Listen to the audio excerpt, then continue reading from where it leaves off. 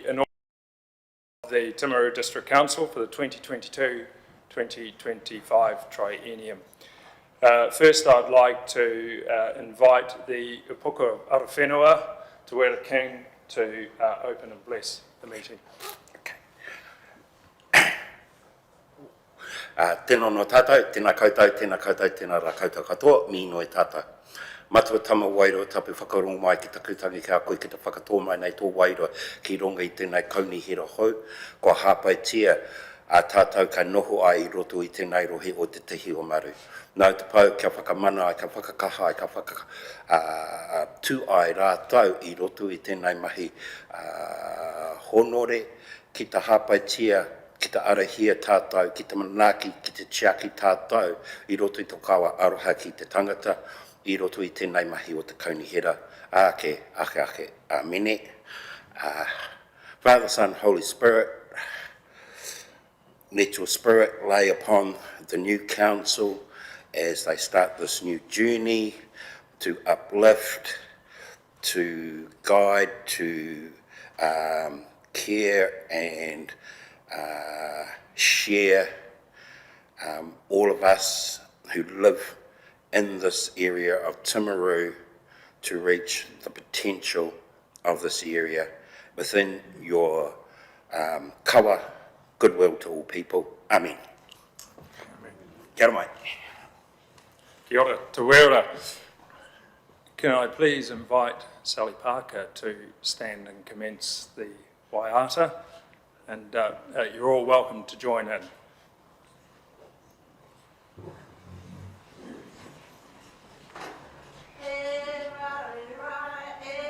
Aku wai Māori, e maringi atura, kia koutou e re rā e. Aku wai Māori, e maringi atura, kia koutou e. Rangi tata ki runga puri ora ki raro te tai o ara te utuki wa oe. E re rai, aku wai mi e. Kia ora. At the inaugural meeting, so the councillors, the mayor and councillors who have been elected, before they can make decisions and commence their business, they're required to make a declaration. And that declaration is made first by the mayor. Nigel, congratulations, well done. And if you would like to come and take your declaration as mayor.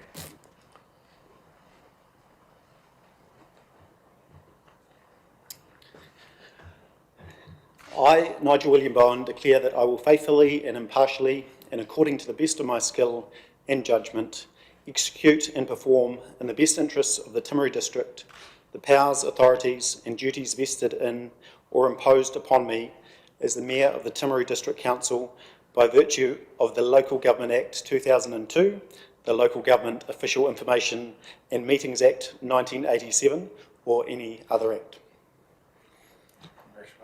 Thank you.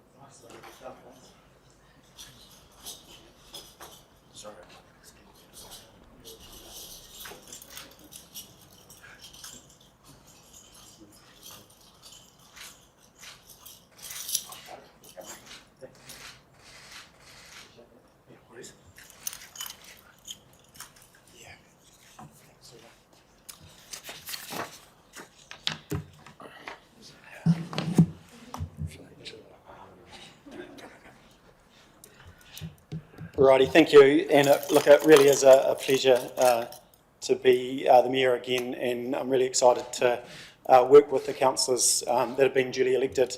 Really excited for the future of the Timaru district, and I think as a community we're in a really special time. There's going to be some challenges and hurdles, but I'm sure as a community and as a council, when we work together, we can achieve really great things. So I appreciate that, and now I'll ask first Councillor Stu Piddington, or Councillor-elect.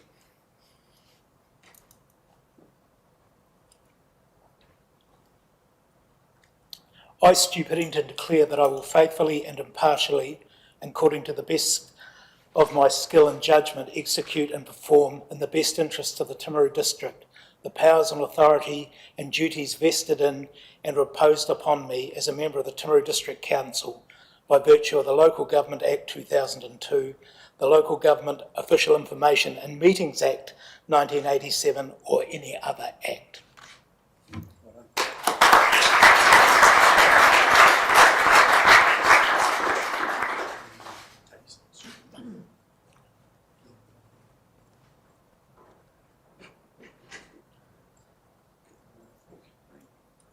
Ready, Michelle Pye.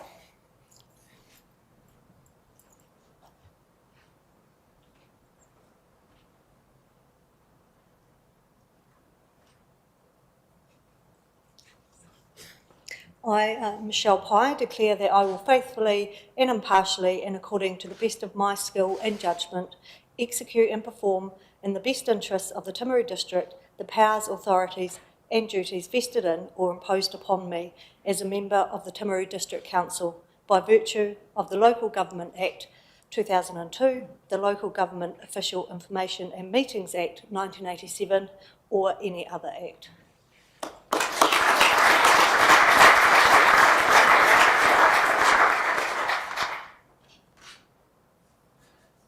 Congratulations. No going back now. No, thank you.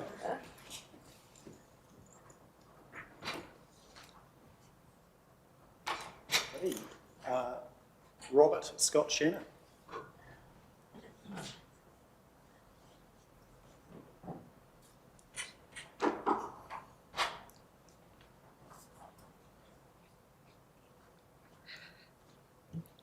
I, Robert Scott Shannon, declare that I will faithfully and impartially, and according to the best of my skill and judgment, execute and perform in the best interests of the Timaru district the powers, authorities and duties vested in or imposed upon me as a member of the Timaru District Council by virtue of the Local Government Act 2002, the Local Government Information Act and Meetings Act 1987, or any other act.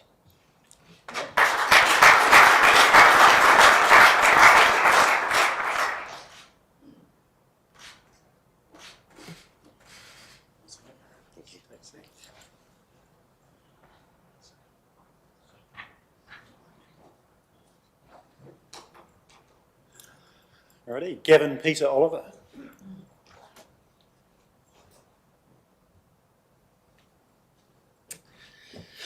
I, Gavin Peter Oliver, declare that I will faithfully and impartially, and according to the best of my skill and judgment, execute and perform in the best interest of the Timaru district the powers, authorities and duties vested in or imposed upon me as a member of the Timaru District Council by virtue of the Local Government Act 2002, the Local Government Official Information and Meetings Act 1987, or any other act.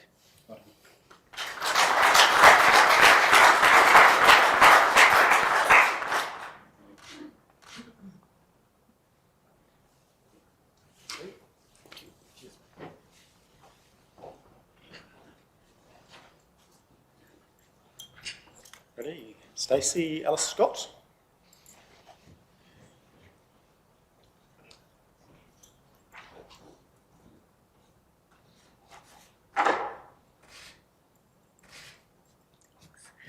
I, Stacey Ellis Scott, declare that I will faithfully and impartially and according to the best of my skill and judgment execute and perform in the best interests of the Timaru district the powers, authorities and duties vested in or imposed upon me as a member of the Timaru District Council by virtue of the Local Government Act 2002, the Local Government Officials Information and Meetings Act 1987 or any other act.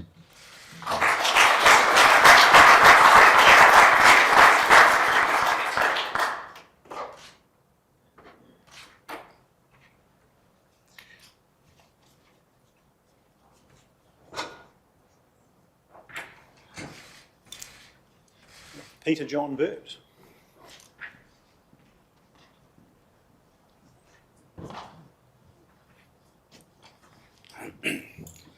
I, Peter John Burt, declare that I will faithfully and impartially and according to the best of my skills and judgment, execute and perform in the best interest of the Timaru District the powers, authorities and duties vested in or imposed upon me as a member of the Timaru District Council by virtue of the Local Government Act 2002, the Local Government Official Information and Meetings Act 1987 or any other act.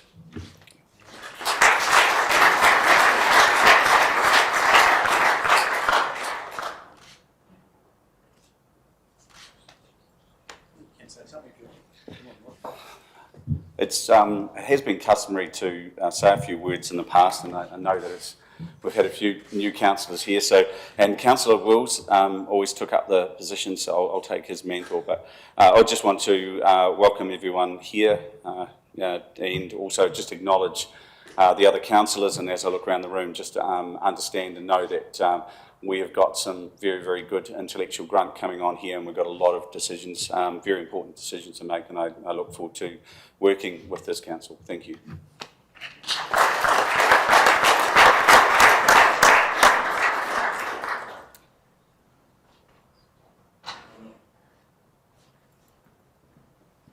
Owen Francis Jackson.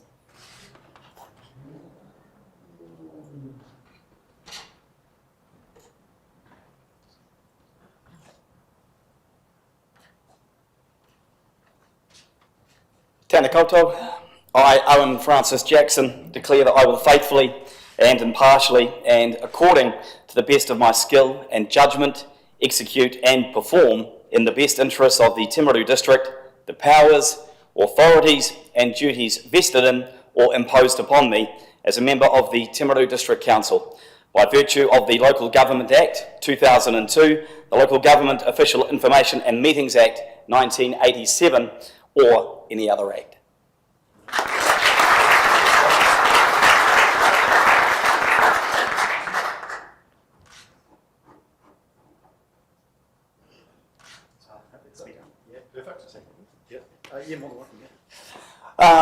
First, I'd just like to say thank you to all those people that supported me during the campaign, which was amazing, and I'm absolutely thrilled and honoured to be on the council.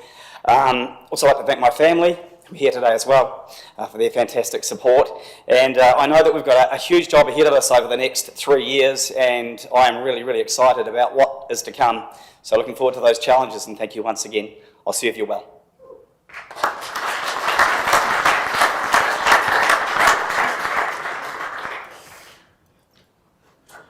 Challenges of the next 3 years we just have to get through today. My pleasure now to welcome Sally Belinda Parker.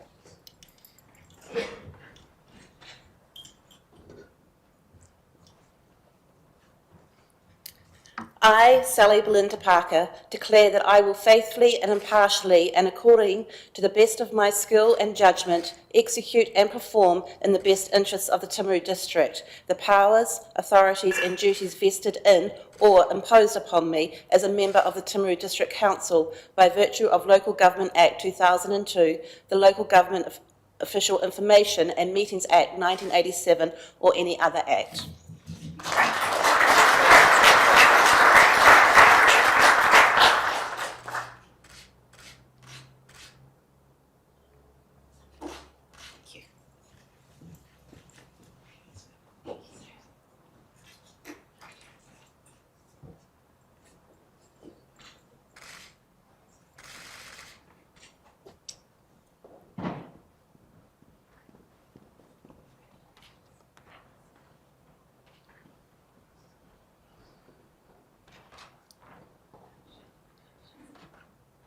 Alrighty, and last but not least, Alan Peter Booth.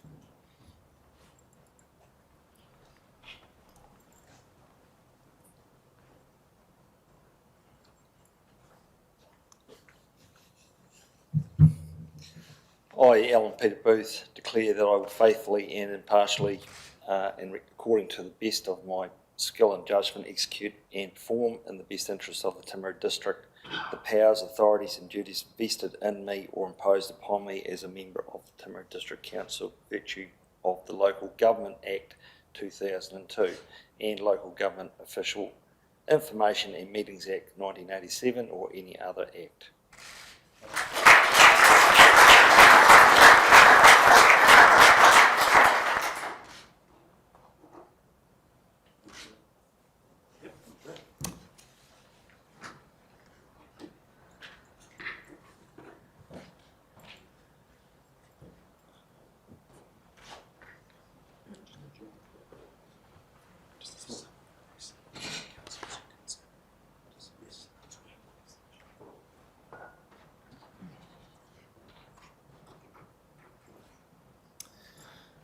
Never wanting to put anyone on the spot, but the opportunity is, if there's someone that didn't say anything, you're more than welcome to say a few words. So please, I'll open the floor if there's anyone that would like to say anything.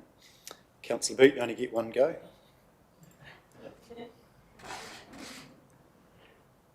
No, all good. Look, thank you so much, and to all the families and friends for being part of today. Really important and great to know that there's some really good family and community support behind elected members. We're just going to adjourn for, say, 5 minutes. There'll be an opportunity if you want to take some photos with family, perhaps some kids want to jump in parent seats as an example and have some photos taken, and then we'll get back into the meeting shortly. And the agenda is riveting, as always, for a council meeting. So for those that want to stick around, please do so. We've got some official stuff to get through, but some really interesting community agenda items later on, including both Fraser Park and the Theatre Royal. So you're all welcome to stay. Thank you.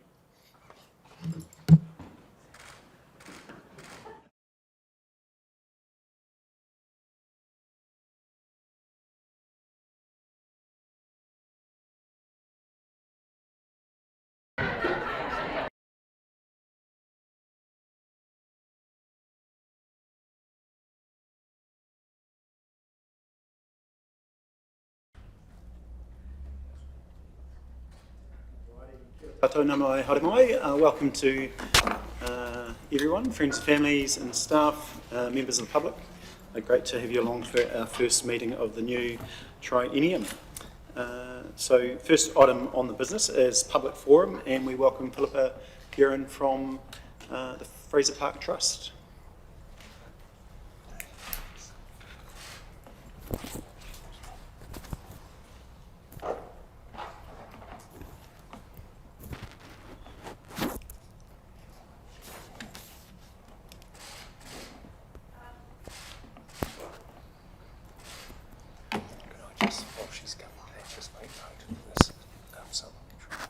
Yeah, certainly. Through you, Your Worship, we have distributed a supplementary page from the Fraser Park Community Trust. It's just a one-page document. It should be on your desk. I think the media have a copy, and we'll add that as a supplementary paper. And Philippa, when she comes, she's just coming now, will speak to it.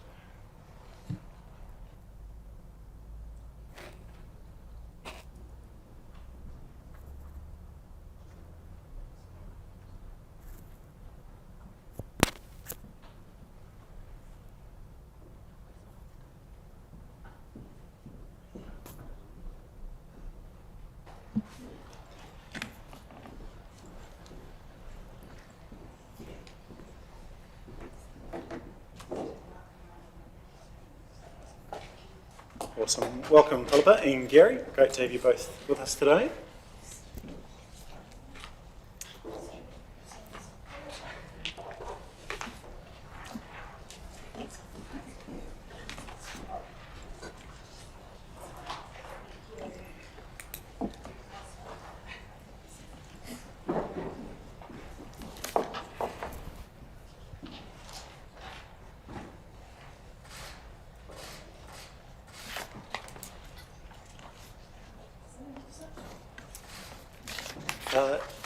Welcome, and the floor is yours. And I'll just note, councillors, it's obviously public forum, but later on we'll be discussing 7.16, which is the Fraser Park Community Trust funding request. So I'll pass the floor to you.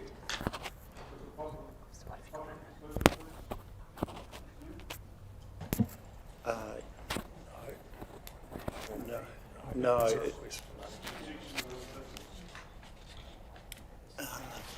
Just one moment, Gary.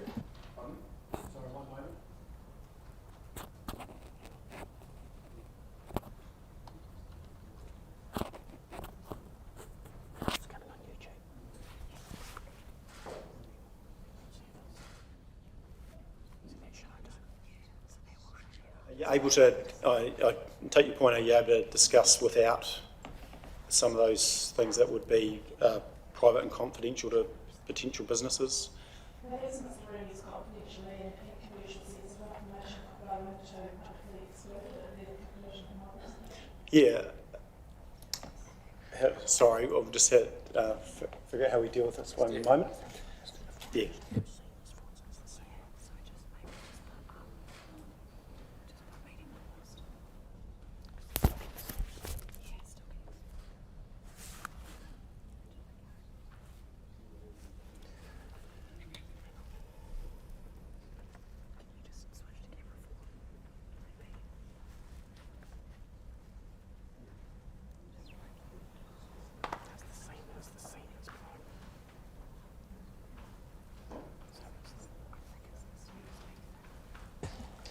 That's right. So if we start with a presentation. Those of you who have been elected for the first time, all the very best to you.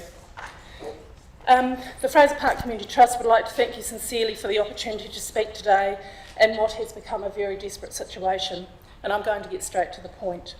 We require additional funding today, or we're faced with paying a major funder back tomorrow, $550,000.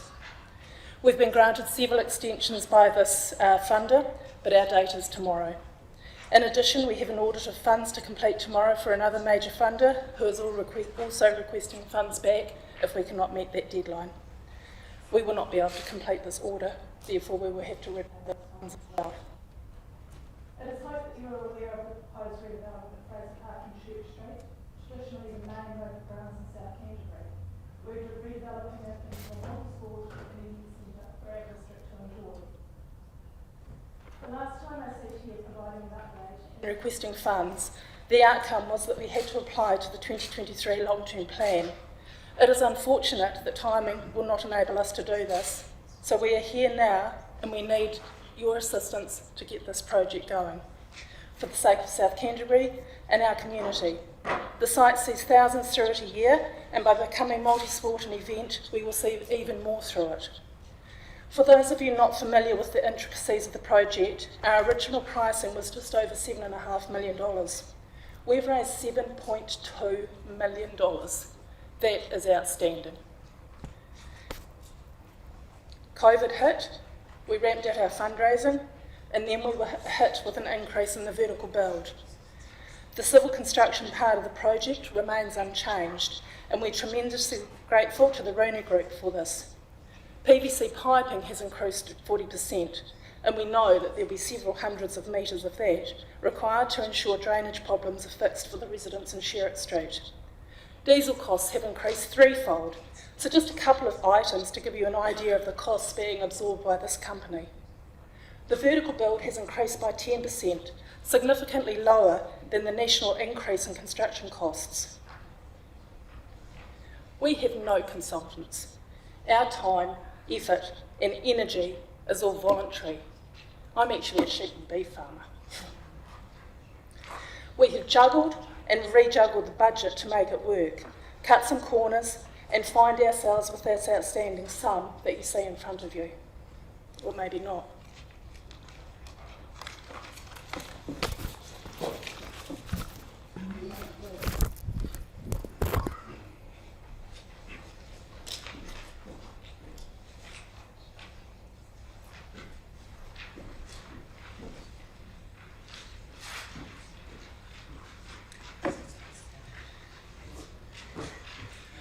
We're here now, and on behalf of Fraser Park Community Trust, I am requesting you invest and pass a motion to this effect, that the Council approve additional funding to the Trust of $500,000 in the current year and an additional $250,000 in the 2023 financial year, thus bringing the total investment into this community facility to just over 19%.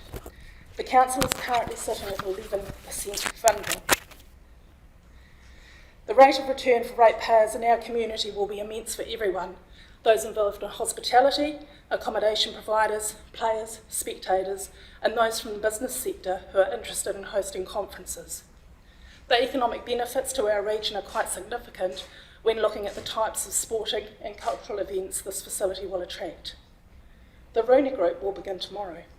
They are poised and ready. We don't have any other options, and our time's up.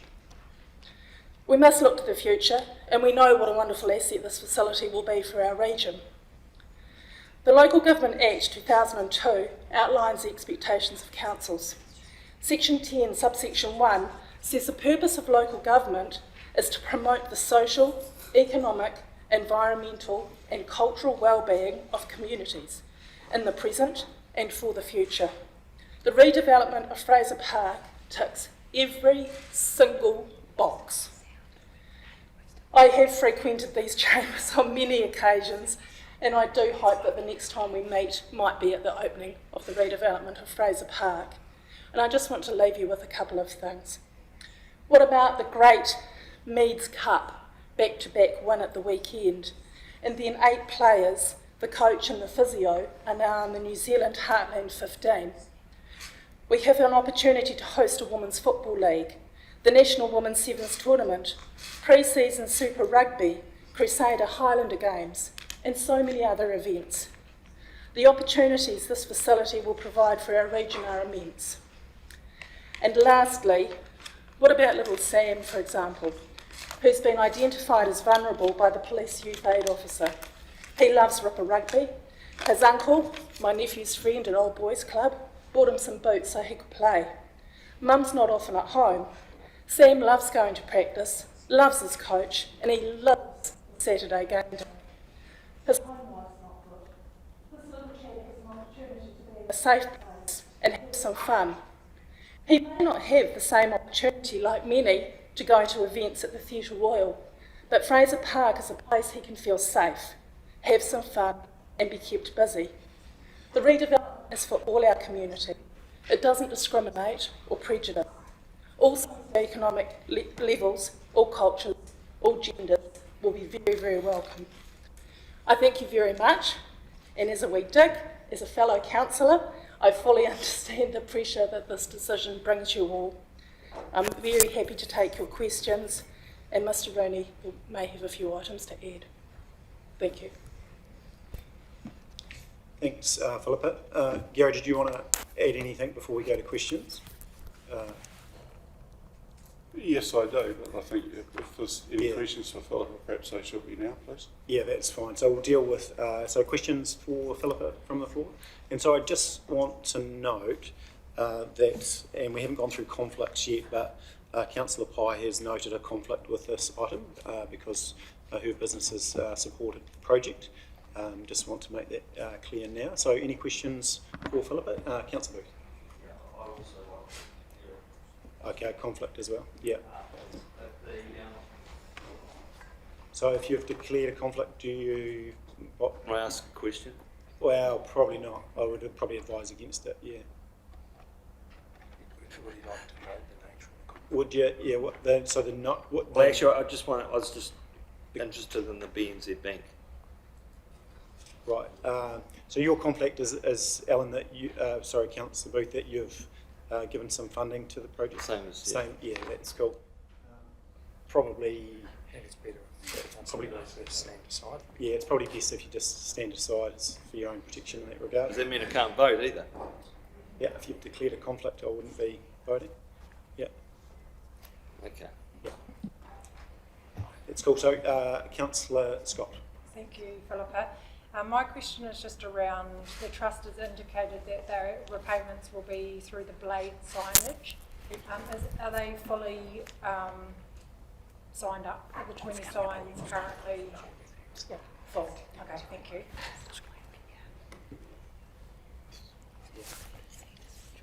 Yeah, Councillor Jackson. Thank you, Philippa. Just some figures here, just want to confirm those. So you're $900,000 short at the moment of your total, No. going by the figures that you've shown us. No, you'll see on the budget at the back it's 700 odd. Oh, I beg your pardon, with the public fundraiser, correct. 900,000, right, okay. Yeah. Because you're asking us for 750, so that's Correct. all leaves you 150 short. So that 150 is coming from? Hopefully public fundraising. Hopefully from the public Correct. fundraising. Yeah. Okay. Thank you. Councillor Paddington.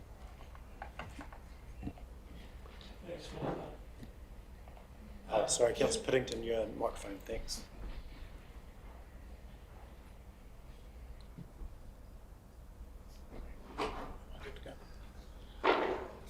Just regards the BNZ bank loan, are they taking security over the park? No. Thank you. If we were in publicly excluded, I'd be able to explain a lot of this stuff. Yeah, that's fine. We will deal with that. There is a public interest, so we'll deal with any questions that can be asked in public and then address that. Councillor Scott.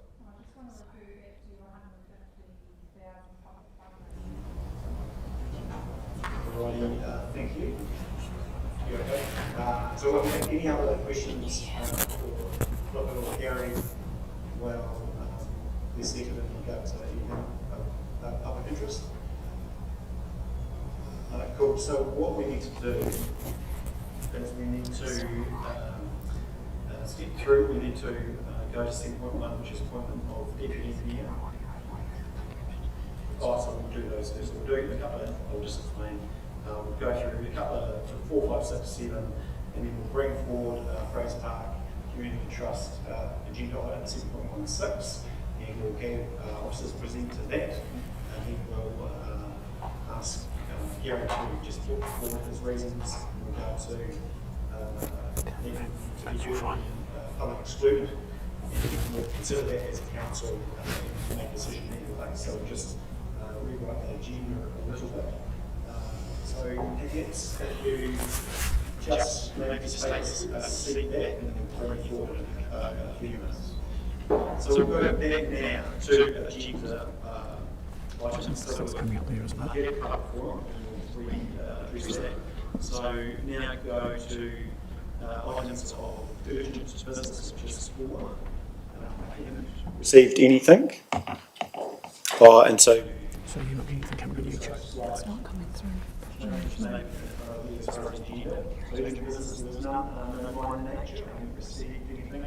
we move now to conflicts. It's a wee bit there, isn't it? So myself, I have a conflict with regards to point 8, which is re-establishment of the local alcohol policy joint committee. So I'll ask Councillor Chairman to chair that at the time.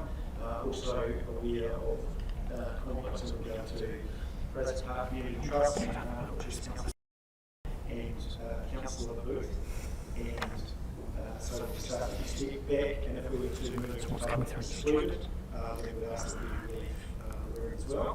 So is there any further conflicts in regard to any of the business in front of us? No. Cool. So moving now to report 7.1, which is appointment of the deputy mayor.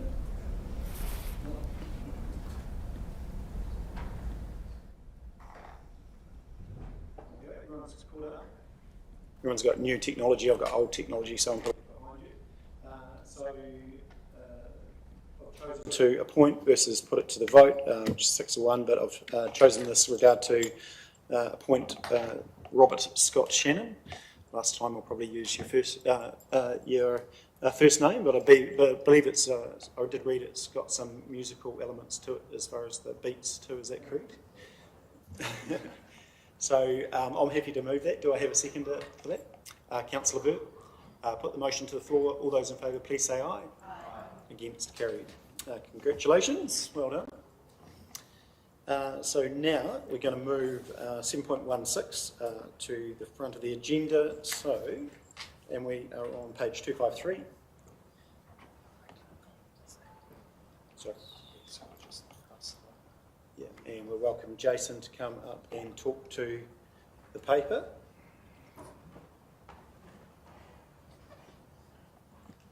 Thanks, Jason.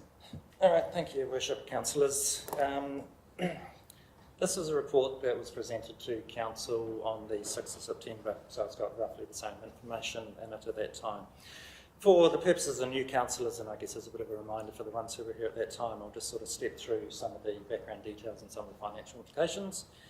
So during the adoption of the 22-23 annual plan, Council sought a report from officers on options for providing additional funding to the Fraser Park park.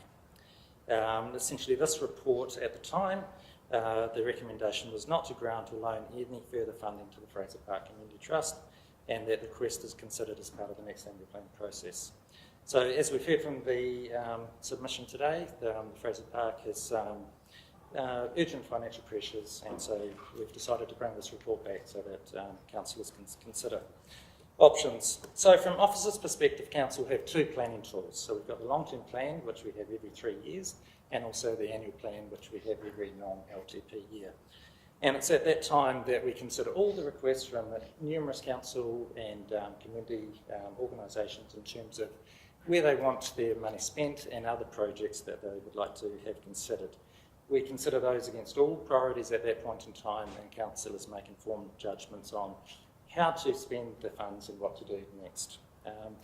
In terms of financial implications, paragraphs 10 to 17 outline the funding and grants and the offers of additional funding which the Trust have taken up. So Council has three options here today. Option one being that we can grant a cash fund, and so the financial implications are sort of outlined there, depending on the amount that is would be granted to the organisation, anything from 0.02 to 0.2% of rates. Option two is that Council could consider a further loan, and again the amounts sort of range from 11,000 to 119,000 per annum. There is a question as to whether the Trust could find that affordable to repay the debt repayments. And option three is Council does not grant any cash or any loans. So on that basis, the preferred option from officers is that Council does not, in this financial year, grant or loan any further funding to the Fraser Park Community Trust, and that the request is considered as part of the next annual plan process, where it can be fully considered against all competing projects at that time. Thanks, Jason. And so questions in regard to the paper or questions of Jason?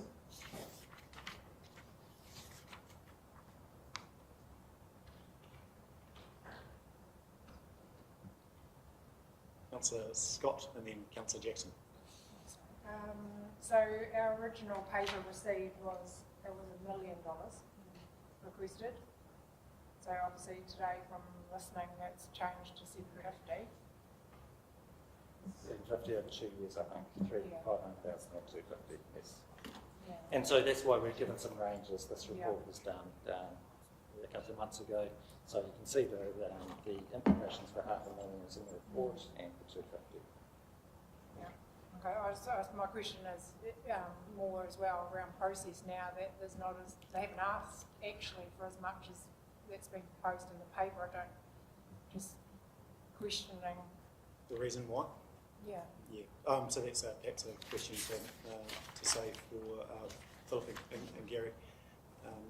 So, Councillor Jackson? That's my question. Your question as well? Anyone else? Yeah, Councillor Shannon. Thanks, mate.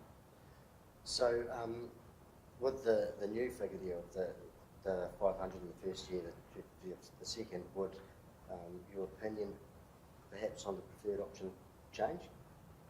I still think, from my perspective, and officers have been pretty firm on this, that we have a planning process for a reason where we can consider competing projects against each other, and so my recommendation is still to go to the next annual plan.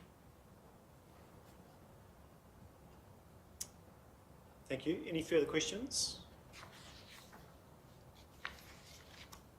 So, I mean, for those new ones, it's that fairness and equity around competing projects. So that's what would normally happen with annual plans. So we understand that the officers need to make recommendations around that process and what would normally be the case. Obviously, we recognise that there's some urgency, and that's why Philippa and Gary are in front of us today around some of those funds potentially having to be recalled and the risk of the overall project. So I'll thank you, Jason, and I'll let you take your leave for now. And I will ask Philippa and Gary to come back up, and we just need to talk through the reasons for public exclusion. Thank you.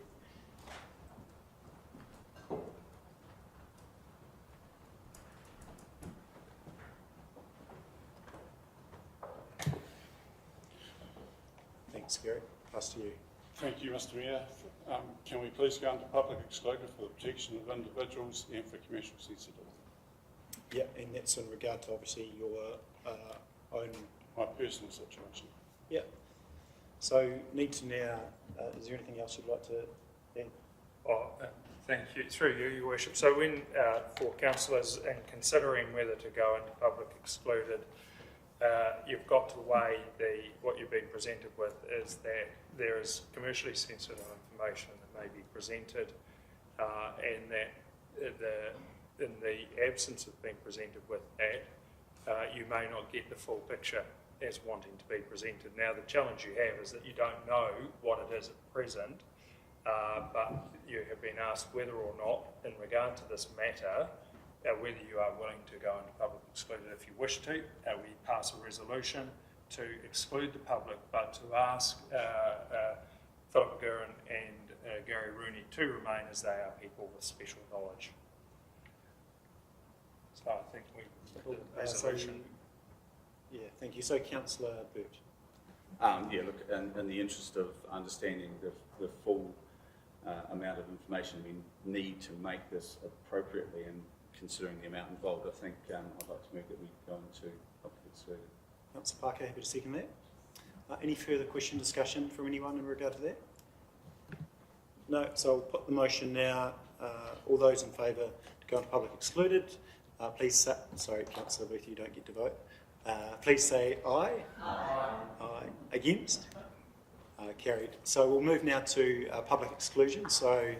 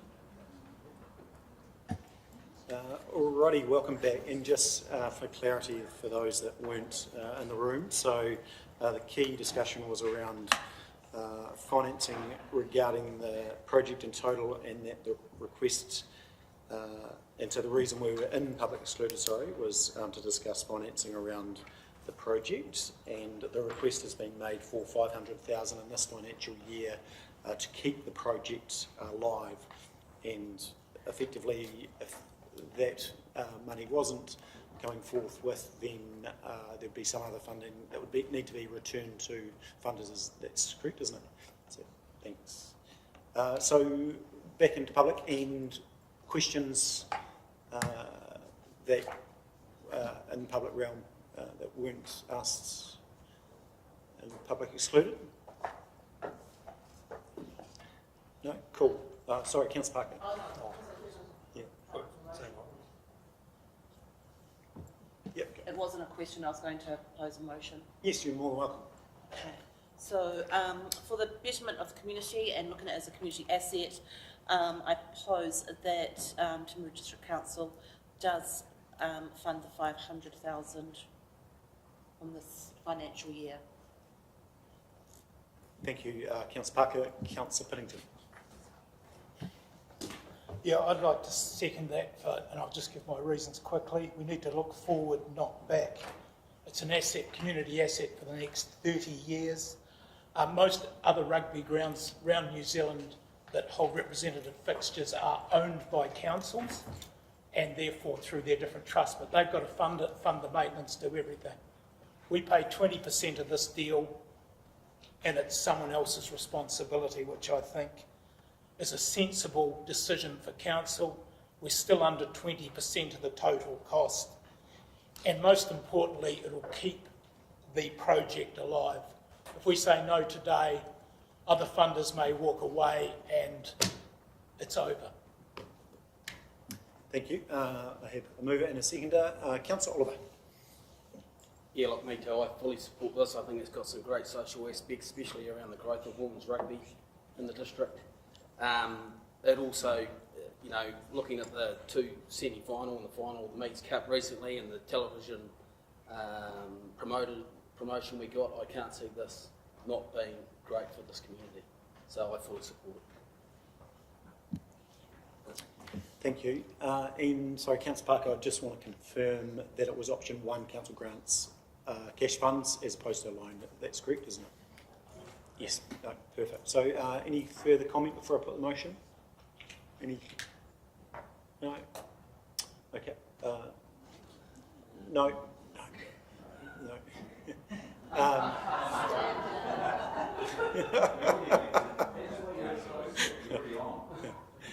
I'm going to put the motion. All those in favour, excluding those that have conflicts, please say aye.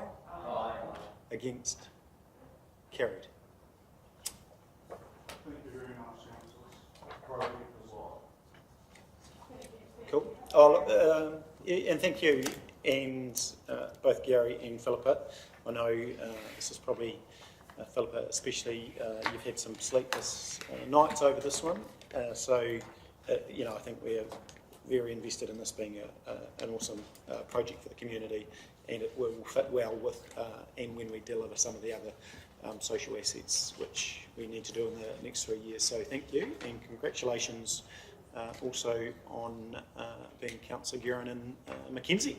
So we'll look forward to interacting with you outside of the Fraser Park Community Trust as well. So thank you. We're very grateful to the Fraser Park Community Trust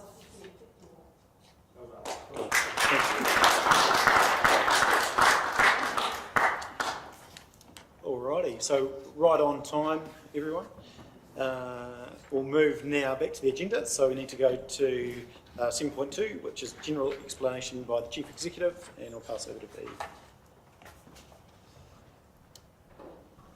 Yeah, thank you, Your Worship, and councillors. Look, the essence of the theme and principles that run through these pieces of legislation, in particular down to the Financial Markets Conduct Act is the obligation imposed on elected members to ensure that they remain free and untainted from any unfair pecuniary gain or advantage that might arise from holding the office of an elected member who sits and makes decisions. And so these pieces of legislation and the various provisions are there to enhance the transparency of the decision making and then to ensure that local members are informed and aware that there are a number of provisions in law that require them to be alert to any risk of a pecuniary gain or advantage arising,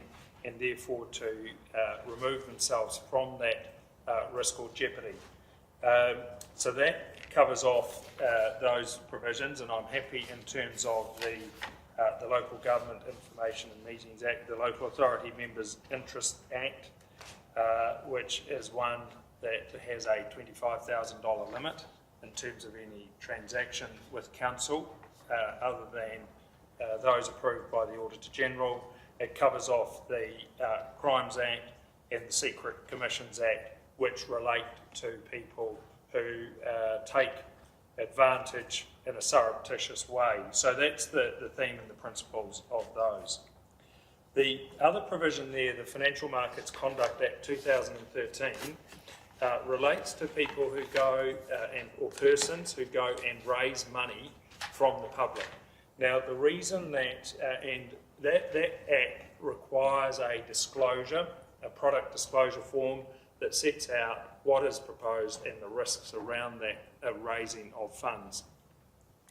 The penalties for breaching that are severe, but the reason we note that that's not something council is doing or proposes to do is that we, by and large, raise our funds through the Local Government Funding Agency. And so we have a different mechanism. We don't go out to the public. It is easier for us to go under the Local Government Funding Agency, which gives us more competitive rates and has a pretty standard arrangement. As we present the reports to the Commercial and Strategy Committee, assuming it's established, you will see the nature of the money that is raised, the terms and the conditions on that. The other act referred to there is the Health and Safety at Work Act 2015. The requirement there is on you as councillors to ensure that you provide a workplace that is free from danger to the workers and keeps people's health and safety intact. One point to note is that while you have that obligation, as elected members, you are immune from prosecution in your capacity as councillors and elected members under this Act if council, as the person conducting the business undertaking, fails in its obligations. So you do have that exemption or that carve-out. If as councillors, though, there's an important point, if as councillors you are appointed to another body, such as a council-controlled organisation, that provision and exemption does not automatically follow you. So if you are directors of another entity but appointed by council, you need to be alert that the exemption that resides inside the Health and Safety at Work Act 2015 does not necessarily follow you on, and you may hold obligations. So I note that because it is, while it protects you at council level, it does not necessarily protect you beyond that.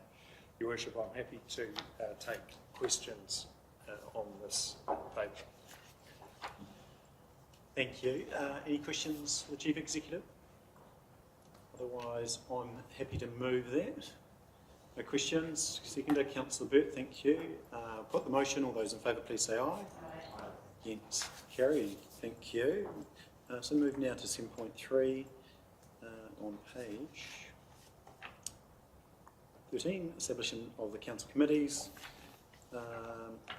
Is there any question in regard to those committees? I think specifically. Here's the one. Okay, yeah, we just need it, just to change.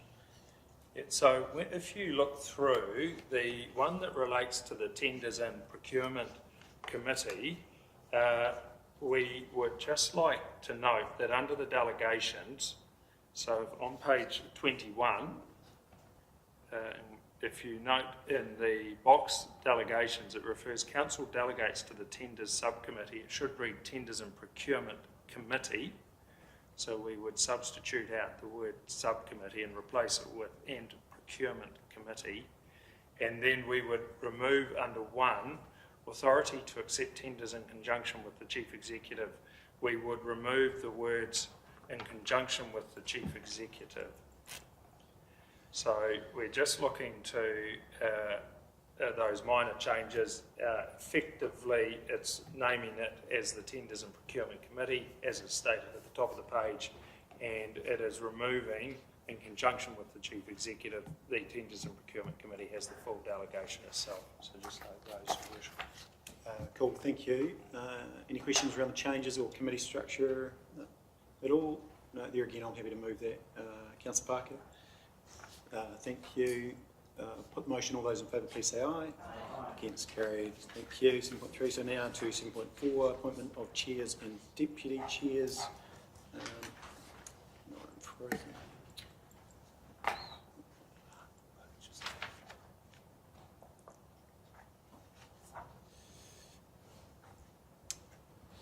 Sorry, apologies. I've got the old version iPad and it's on Spogo.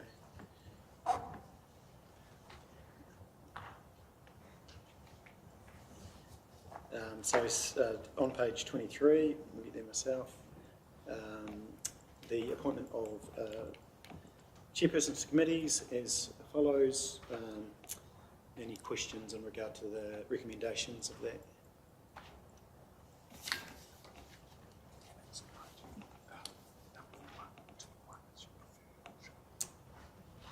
Yes, yeah, and just noting that number 1 is the preferred option. Oh yes, and sorry, and in regard to 2.1, which is to approve the recommendations of the Mayor as Deputy Chair of Committees. Approves the recommendation of the Mayor as Deputy Chair of the Committees as set out below. So it's your recommendation. Oh yes, sorry, yes, yeah. So any questions, sorry. Apology, I was probably all confused you now. Yeah. No, I'm here to move that. Councillor Jackson, here to second that. Put the motion. All those in favour, please say aye. Aye. Against, carried. Thank you. 7.5, establishment of membership of committees. And we just had a note from a very observant councillor.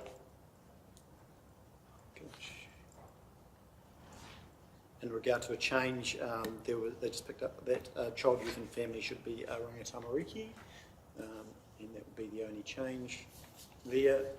So is someone happy to move that? Councillor Burt, thank you. Seconder?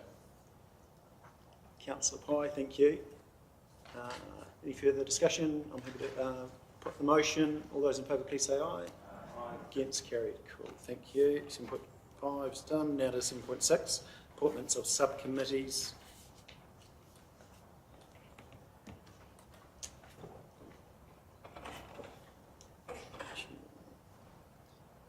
There's one.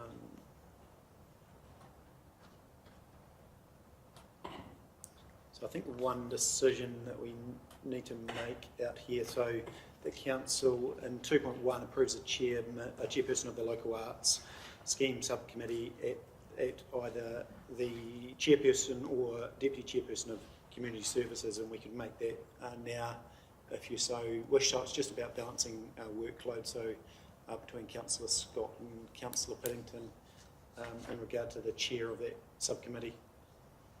Do you want to make that decision now? Really a choice between the two of you, to be fair. Yeah, happy to take it on. Cool. So we'll just we'll note that one is that the chairperson will be the chairperson of the Community Services Committee will be that chairperson for the Local Arts Subcommittee. Thank you. So I'm happy to move that. Someone second that? Thank you. Councillor Booth, appreciate that. All those in favour, please say aye. 7.7. So councils and joint committees, and I just wanted to explain, now there's a couple that the reason, and we have had a non-mayoral appointment in the past, but some of these committees align with Mayoral Forum, and so they're aligned to Mayoral Forum and Christchurch, and so Regional Transport Committee and also Civil Defence Committee are both in Christchurch and around Mayoral Forum, so it just makes sense that the Mayor is the person elected, so it saves on other people needing to go to Christchurch. Also, Lady Halley Trust is traditionally been the Mayor, and it needs to be someone from the Timuka ward. Councillor Pye, would you have a recommendation perhaps for that, Councillor? Yes, I'd like to recommend Councillor Shannon, having lived in Timuka and owning a business there, is far more appropriate to be the councillor. Thank you. That makes great sense. We'll go back to that overall recommendation that you might be able to move that. And Councillor Shannon, you're okay with that? Yes. Thank you. And then the OTOP Canterbury Water Management Strategy Joint Committee Chairperson, the appointment has traditionally been the Chairperson of Environmental Services Committee. Just conscious of balancing workload and what have you, are you comfortable with that, or would you? Yeah, I'm happy to start on that and see how it goes. Yep. Absolutely. Okay, fantastic. So, Councillor Pye, you happy to move the complete recommendation, including Councillor Shannon, just to tidy that up? As long as I don't have to repeat it, but yeah, I'm happy to move it. Perfect. And a seconder for that? Yep, Councillor Shannon. Perfect. Put the motion to the floor. All those in favour, please say aye. Against, carried. So now this is my conflict for reasons that I have a licensed premise. So we now go to 7.8. We'll welcome Paul and Mark, and I'll pass on to Councillor Shannon.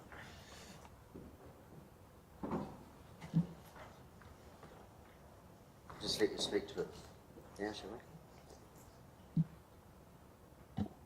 Thank you, Mr Deputy Mayor. This paper is brought to Council to re-establish the local alcohol policy joint committee, which is a committee that is created between three councils in order to review the local alcohol policy that we share. It went to Council in December last year, and the appointments were the then Councillor Paddy O'Reilly and Barb Gilchrist. Now we're in the new triennium. It's come to pass that we need to appoint two more elected members, two more councillors to that committee, so that it can continue with its work in reviewing that policy. His Worship has alluded to, he has a conflict and a step back. Other potential perceived or actual conflicts are District Licensing Committee members. Of those we have 3 at the moment, and they are Councillors Burt, Piddington and Oliver. So other than that, I'll hand over to Mark to speak to some other detail, but that's the purpose of the paper and why we're here. Thank you, Paul. So I guess in addition to that, because the joint committee did end at the end of the last term, that was the terms of reference at that point, the committee itself needs to be re-established. So this report is on both Mackenzie and Waimeri's inaugural agendas as well to ensure their involvement. The local alcohol policy has been a joint policy since it was established. So this is the 6-year review process that is currently going underway. And the work that happened in the last term, we've essentially completed the work that the last committee put forward, but obviously because assuming the joint committee continues, we have 4 members that will be new on that. There could be a bit of rework required to continue to progress the review of that policy. but obviously we will be able to build on that work that has been completed, and essentially, I guess the three recommendations are around re-establishing the joint committee with Mackenzie and Waimiri, approving the new terms of reference that are in there, and appointing 2 members from this council to that committee.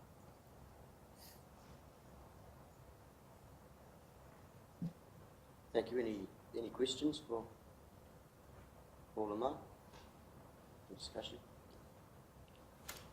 We also within this need to appoint 2 councillors. We'll do that now as well. And I believe that previously they've fallen under community services. That is correct. Through you, Deputy Mayor, the previous councillors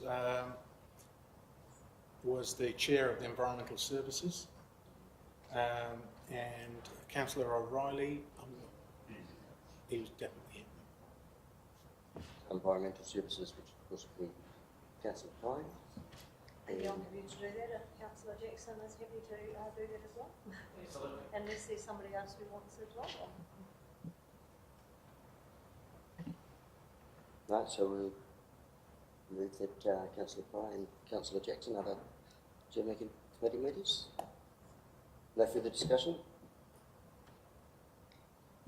Yeah, so I guess we just want to move those 3 recommendations that are on the paper, just to ensure that we get everything re-established appropriately. So I'd like to move those 3. Wait a second. Thank you. Seconded Councillor Scott.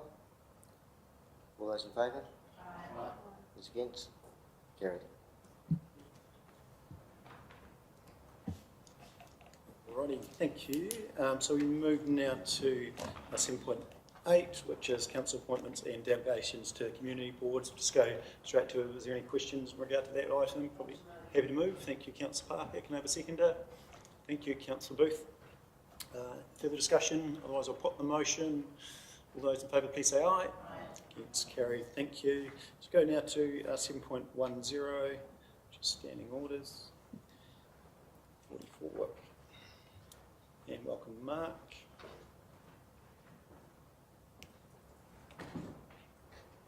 And Mark will talk through the options and what we've run previously. Thanks, Mark. Thank you, Your Worship. So the purpose of this report is essentially to adopt a new set of standing orders for the running of council meetings. So obviously you have that on the agenda, and essentially the standing orders sort of set out the rules for conduct and running meetings and decision making across council's range of committees and subcommittees. So what's in front of you is based on the LGNZ model, which has been developed and is reviewed every 3 years. So we're proposing that you adopt those standing orders.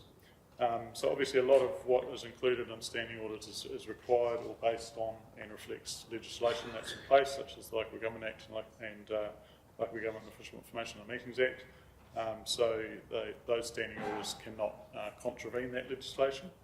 But within what's in front of you, there are a number of discretionary clauses that you'll see that are covered in Clause 9 and discussed in Clause 9. So that's things like casting a vote, how workshops are addressed, reporting of meetings, discussion of minor matters, urgent matters, the attendance of community board members at council meetings, and also speaking and moving motions. So the speaking and moving motions one is one that we ask you to make a resolution on, and what's proposed in there is what's called option C.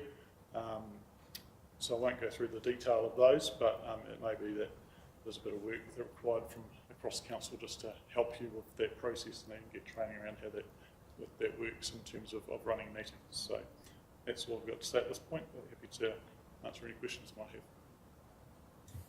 Thanks, Mark. Questions? Sure, there will be some. And so we were A for council, weren't we, and B for committee. Was that correct last time?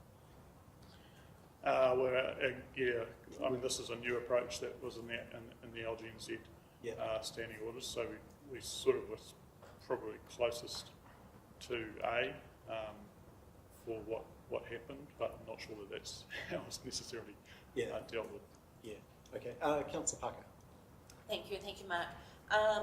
Discretionary clauses, totally agree with them, and I think that that's a positive move forward for the council. Personally, I liked option A. I believe it's best practice, and I would be, that's where I would be looking in the first instance to for where we should be sitting. Yep. So I mean that's totally your decision. The other thing to consider there is that you can decide, depending on the sort of nature of the item that's being addressed, one of those options for that particular item in a meeting, so that decision can happen at that point.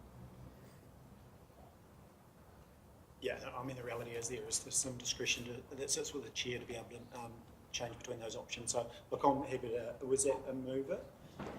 It wasn't a motion. Wasn't a motion. But I'm prepared. I'm quite happy to prepare a motion that we accept the discretionary clauses and move for option A for speaking and moving options.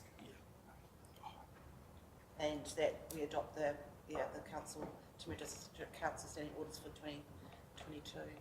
Yeah, perfect. And so, are you happy just with? Well, just need to add a third recommendation that the mayor and chief executive have a delegation to correct any minor typographical and grammatical errors, which may and I believe sit within that document currently. So you're happy to amend that. I was happy to second that. Is there any further discussion around those? No, put the motion now. All those in favour, please say aye. Aye. Against, carried. So now, Code of Conduct, which is 7.11.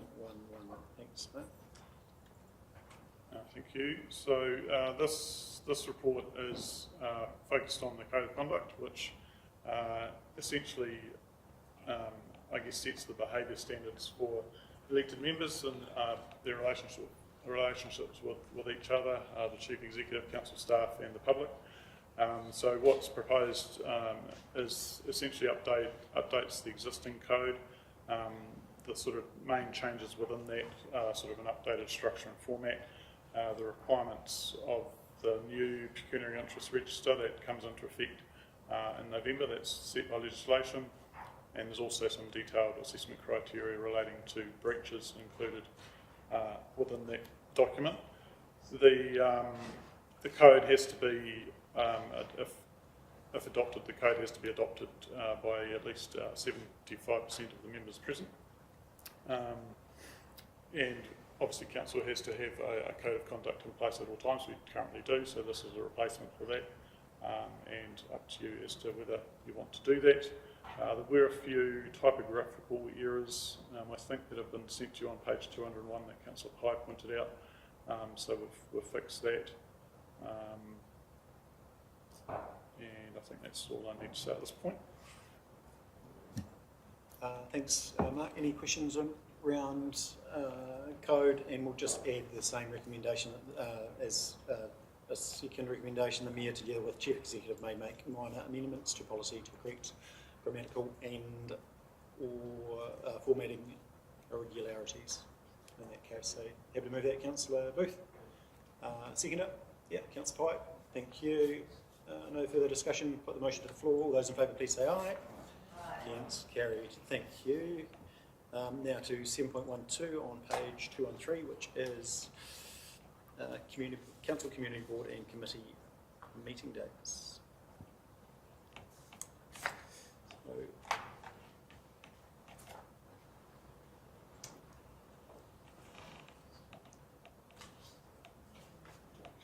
yeah, just want to talk to it briefly. I mean, I can probably save you the time if you like. It's all pretty self-explanatory. You have to. Oh, question? Yep. Thanks, Councillor Parker. Why are we having a council meeting at 9 a.m. on Tuesday the 20th? The time seems out of our normal range that we would meet for council. Yeah, through you, Your Worship. Good question, Councillor Parker. That meeting has been scheduled to adopt the audit, should it be ready, because Audit New Zealand signalled to us that they wouldn't have it ready for the 6th of December, and so we've penciled that date in to adopt should it be ready. I think should it be ready should be underlined from Audit New Zealand's end. but that's the reason for it. And obviously, if we do, we want to do it early in the day, it being the week before Christmas.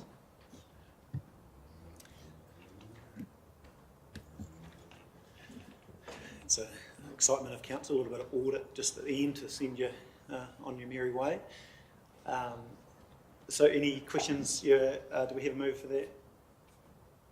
Councillor Booth, meeting dates, thank you. Second it, Councillor Shannon. Put the motion to the floor. All those in favour, please say aye. It's carried. Thank you. 7.13 now. TDC governance appointments policy, REM allowances and expenses policy. Thanks, Mike. So the excitement continues. These policies have been reviewed, and as you'll see from reading through the agenda, there's two policies that have been proposed here. One about the external governance appointments policy to council organisations or council controlled organisations, and the other around the governance remuneration allowances and expenses policy. We had a number of existing policies that have been sort of consolidated into into these two policies, just to make it a bit simpler. So obviously the appointments policy focuses on external appointments to council organisations, including CCOs, and the process around that. So that includes the likes of TDHL, which obviously has its own process that was developed last term and is sort of incorporated within this policy.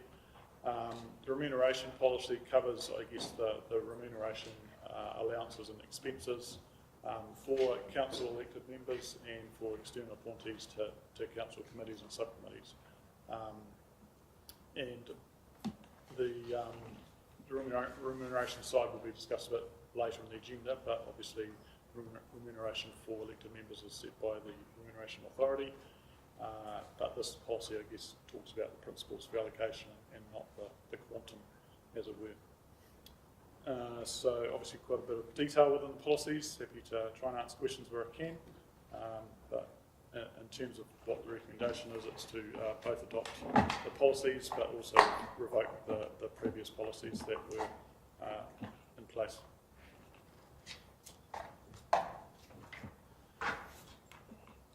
Alrighty, you'll have a policy. Questions? Yeah, Councillor Pike. I just heard, we've adopted this being new onto council this time around. Is the intention that it's supposed to last, because I see the next review date was 2026, or is that the intention that next time there's a new council they won't actually be adopting this until a year into their term, or was it supposed to be that they adopt it without a new council? I think the review date was supposed to be about July 2025, so it would be adopted it would be reviewed at that point and adopted by the new council. So I think it's, if I'm looking at the right thing, it's 2026 on both of them. Okay, so there might be a tweak required there, so we can do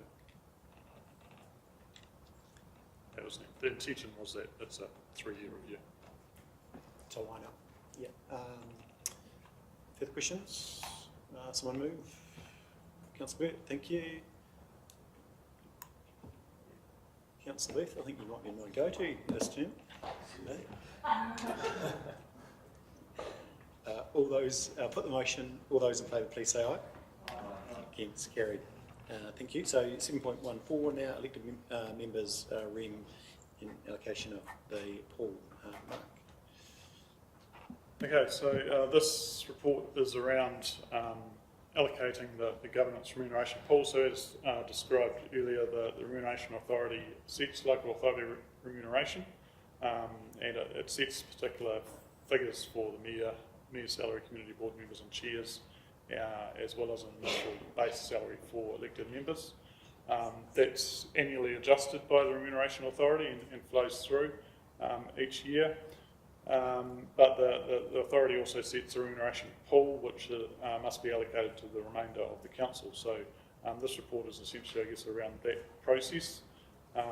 In terms of the scale of the pool, that's set by factors that are set out in the report, and again, the authority does sort of review those on a semi-regular basis. But you'll see that under clause 5 what the sort of framework around that is. In terms of the pool, there's not a choice for council. The entire pool has to be allocated, and how you do that, I guess, is determined by you in terms of your priorities and responsibilities and how that's allocated amongst you. So essentially the options that are set out there are around just an equal allocation of the pool, a straight dollar-based approach or a ratio-based approach. Once you make that decision, essentially that gets forwarded to the Remuneration Authority for confirmation as per the timetable that's outlined under that report. So, yeah, I mean, there's a range of options. Obviously, we've just presented 3 of them, but in terms of for your reference for last time, for the last council, the ratio approach was the one that was used, and you'll see there that's sort of approach that's, or the ratios are what was included for that for the last term is what's outlined there. So happy to answer any questions on that. Thank you. Any questions? I know it's an odd one to be talking about remuneration, but otherwise I'm happy to move that we keep the ratio approach, but happy to take any discussion or further questions. Happy to second that, Councillor Burt. Any discussion? No, let's put that motion. All those in favour, please say aye. Aye. Against, carried. Thank you. Now, 7.14, appointment of Chief Executive as Registrar.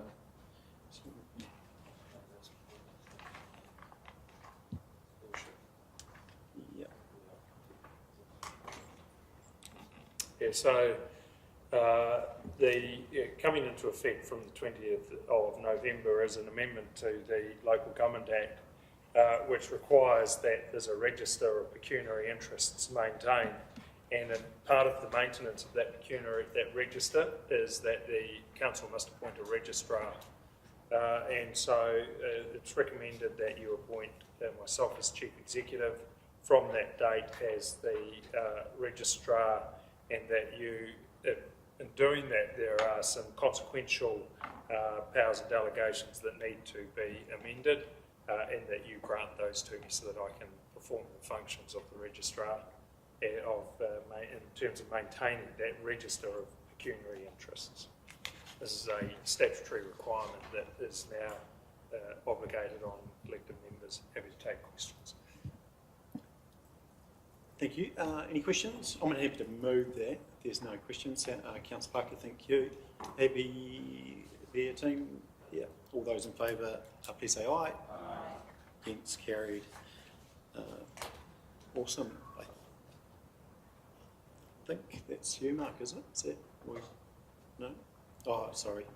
You stay there. No, that's all right. Royal, isn't it? Yeah. No. So welcome up to those involved with the theatre. Please come up. Just in regard to, we do have in the next council meeting, we will be dealing with other committees, because there's a whole lot of smaller committees that we still need to put in place and put people to them, and so we'll deal with that into the future. It's more officers than elected members, almost. So, Theatre Royal and Heritage Facility consultation. So, really keen to get a lot of questions out, and so I guess if we try and have a good discussion before anyone puts a motion, and then gives everyone that's both new and old, to get a good opportunity to ask and get informed on what is a really big project for our community. And just want to emphasise that the question we are dealing with today is around the consultation for the theatre moving forward. So I'll pass over who wants to lead. Nicole. Thank you very much, and thank you, Your Worship, returning councillors and new councillors, welcome. And apologies, you've got such a meaty number on the table straight out of your first meeting, but there's been a contribution from everybody seated at the table for this one, and it will be good for you to get some background from each and the finances and the information that's been brought forward for this paper. Sorry, I'll bring this a little bit closer. So the motion in front of you today, the recommendation is to approve the proposed consultation materials and the process. So we're talking about the consultation process that we have to do and were guided to do by councillors previous in September, and also because of the high significance of the project, it does require that we go back out and receive some community feedback on what has now been a chosen preferred option by councillors. Background obviously to September was a motion brought forward for option A, B and C. From that discussion came a motion from councillors that agreed that option 1, the preferred option, which is the option 1 you see in the material that's connected with this paper. Going forward, we were requested by council then to produce consultation material and information and timeline and bring that back to council today for discussion and any further noting of information to be added to that. As you can see, we talked about the discarded option, which was a request from Councillor Barbara Gilchrist at the time and others around the room, and then also some further information on the option 1 preferred option and others. Further to that in the paper then we've talked about the finances connected to this and costs, and brought forward the information that went through in September in regards to the details behind each of those options.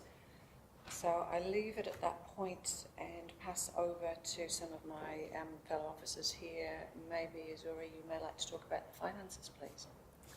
Thanks, Nicole. So obviously there's 3 options that's in the table on page 261.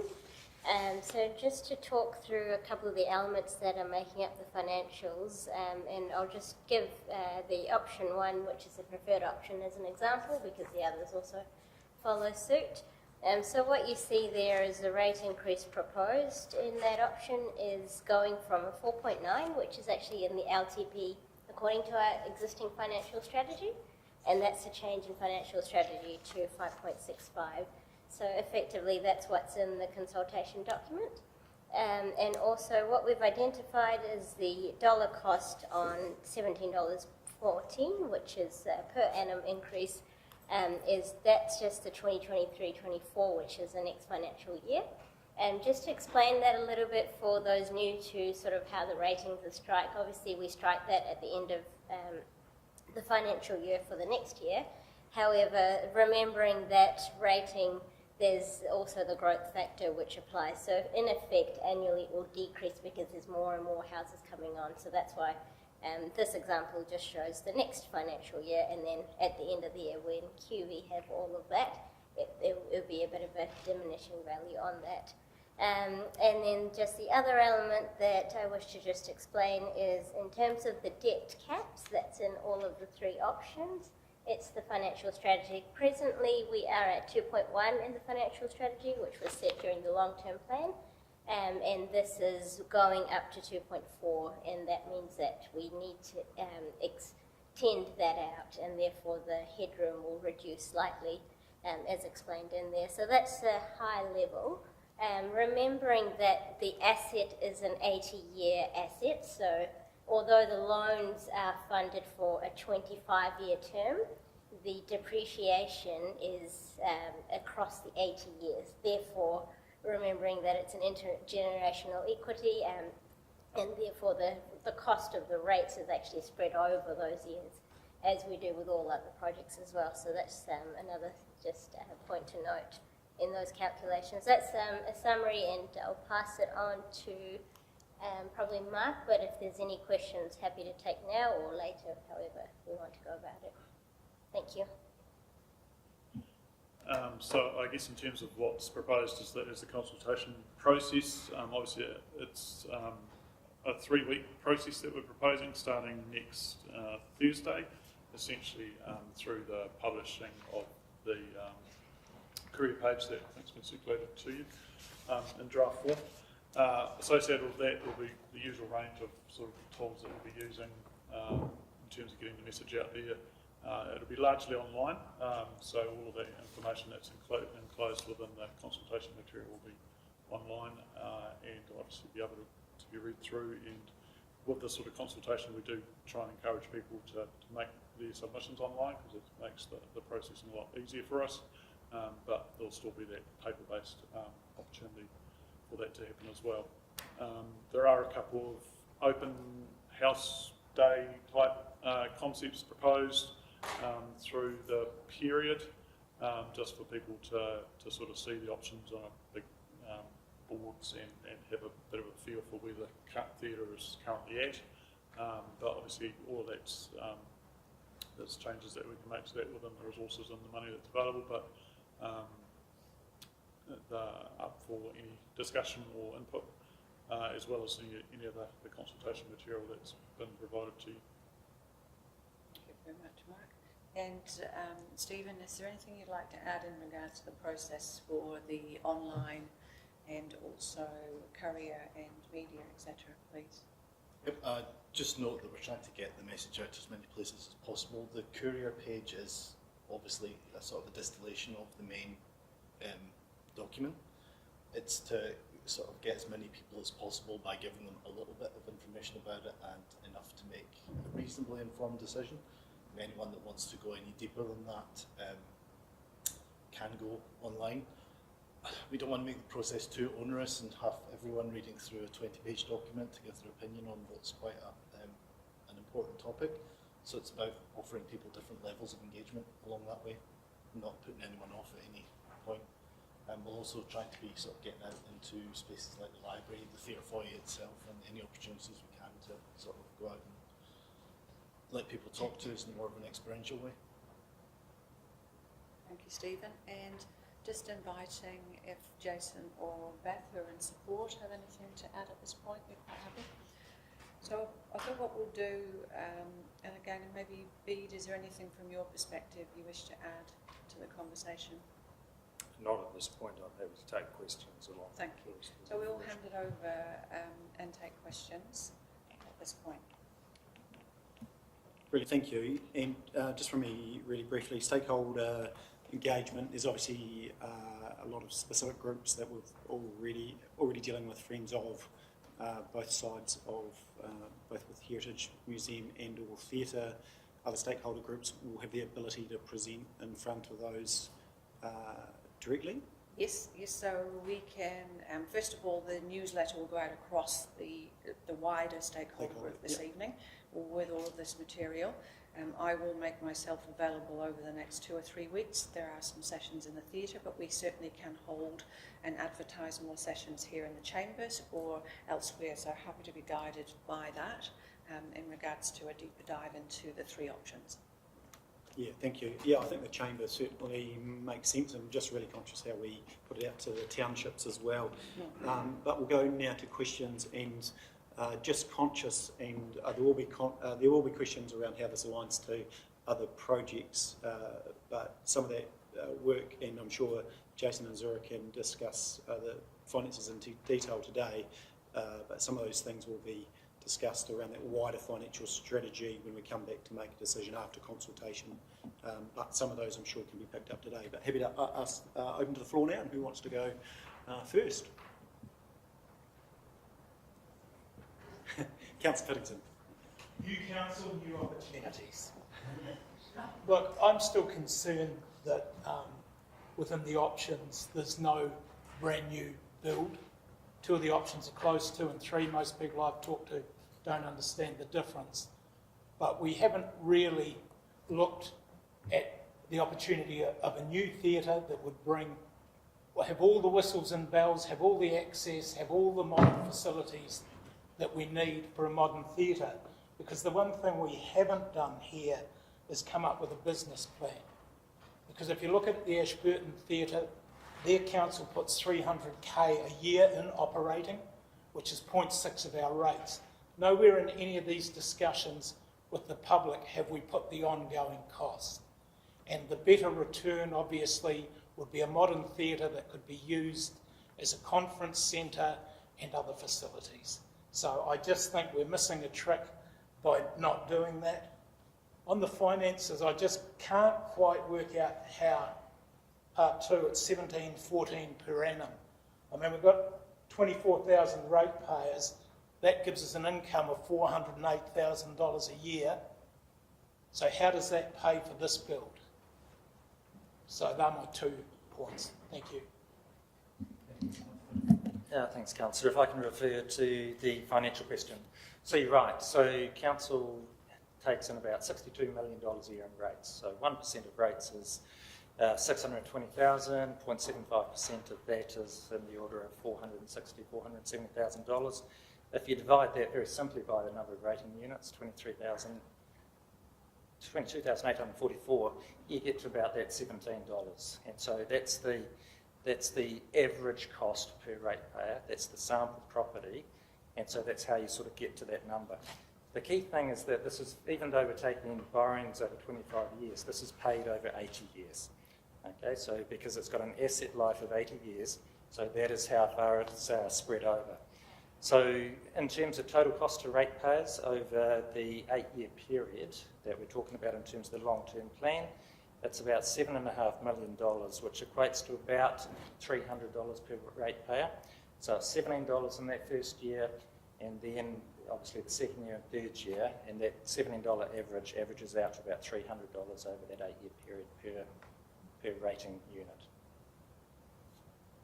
And if I may, for your first question, Councillor Piddington, we brought forward, and for those that are new around the room, a year ago in September 21, that was a suite of the options as requested at the time. And when we came back in September of last year, that was discarded when we brought some of the numbers to you, when you then chose what was option 3.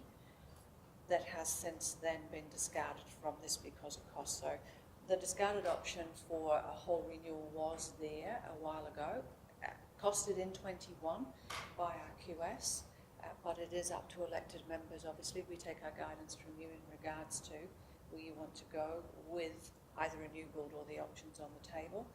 It will take some time. If we go to that option, obviously that puts everything here on the table to one side, and you would be starting again with a new prelim design and going forward. So it's a time factor if that is an option that you wish to bring back on the table at some point in the future on the 6th of December.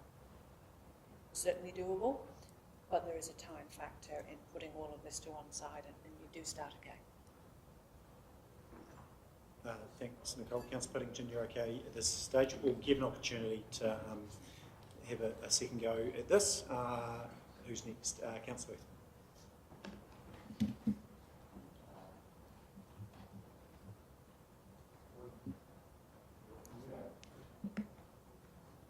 Thanks, Mayor Nigel. I guess that 0.75 question, 0.75, 460,000. What capital number does that represent? So, in other words, you're just talking about the extra money. Is that 10 million, or is that 5 million, or is that 30 million? We're borrowing the full, in that option, 45.5 million. So the contribution that we are receiving from ratepayers goes towards the payment of, I guess, the debt, towards that spread out over, as I said, the 80-year period. So it's capital monies. So 45 million times 3% interest is around 1.2 million per annum. We're paying 460. In the first year. So obviously the second year is a 0.75% rate increase. And so across the 8 years, 7.5 million will be collected from ratepayers towards that repayment of debt, which is about $300 per ratepayer. So it'll ramp up in terms of because the principal will keep going. You'll do sort of a table loan over 80 years in terms of how it will get repaid. And that's how it works. So the capital is not going to be paid back initially, it's just going to be a small proportion, is that right? Like any table loan, so over 80 years.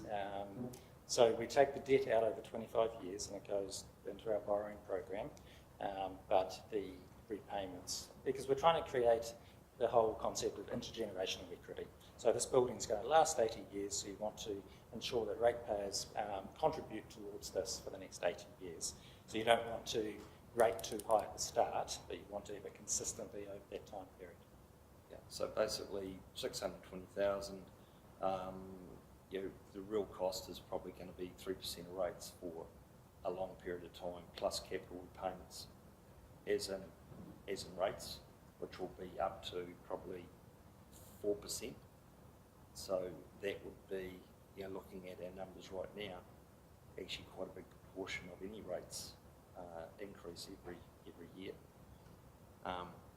So I guess I'm still a bit confused where all this money's coming from, and when you borrow 45 million, you're actually up for that interest regardless, and if you span it over 80 years, that's a hell of a lot of money. So I just want, I guess it's probably a comment, so there's not much you can say about that. I just see in the report the consultation which was initially done in 2018, and this was in regards to the Theatre Royal, and the options were just leave the Theatre Royal as it is, upgrade just the behind the scenes, or upgrade both. And the numbers included in that consultation were respectively 8.7 and 11.8 million. So I'm thinking that here we are now, we're talking about similar options. Obviously a lot of water's gone under the bridge, and also we've introduced a museum aspect to it. But really we didn't consult the public on the sort of numbers we're talking about now. And we're not actually giving them an option to do nothing. And that surprises me. I think, the scale of this project now is similar in scale to the Christchurch building their new rugby facility, which is $650 million. Now, how keen are we on our theatre? When you take it down to a number per ratepayer, Christchurch spent $127 million on the Sir James Hay Theatre, 400,000 population, $320 per head. We are talking about, in the same situation, 48,000 people, 56 million, $1,120 per head. Now, this whole thing has got way out of whack in regards to what it's a theatre. Now, let's get real here. We've got other projects that are actually probably more important than this, and I think the public deserve to actually have the option in there to do nothing. And that is actually one of our rights, that we can say, stop the madness, okay? And so that's really, I guess I'm thinking, let's sit down and have a serious think about all this. And so I guess, when you're getting to the scale, you could actually get 3 or 4 things, including a theatre, for the amount of money we're talking about, and it would cover a whole lot of things. And so I think when the theatre was initially considered, there was a report done by Shan and Shelton, which indicated it was going to be around about $8 million and quite a sensible. They're a professional theatre architecture company based in Wellington. They've done a number of theatres here in Australia. They came up with some numbers of around about 7.8 million to do the different aspects of the theatre. So I guess, and all of a sudden here we are now, we're talking about 56 million. And we never consulted on anything like that. And so I really am concerned, a bit like Councillor Pillington, and that we are thinking about spending the amount of money on a similar scale to Christchurch on a $650 million stadium on a theatre. Now, we've got no business plan.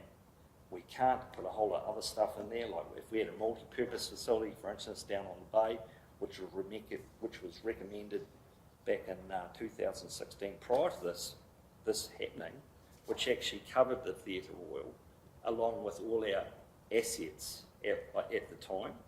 And the recommendation was that a multi-purpose facility like Ashburton be built on the bay which would include a 400-seat banquet facility, proper commercial kitchen, along with an auditorium and a theatre for the theatre set.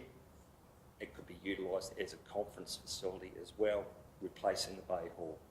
We would have got the Bay Hall, a new banquet facility, a conference facility and a theatre for the same amount of money.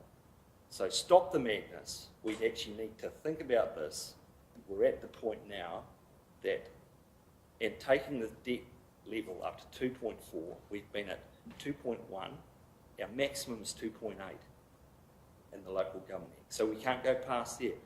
When I first came onto this triennial, we only had about 50 million. Now here we are now, we're talking about going past our debt ceiling and almost to the top. So that's what I've got to say about all that.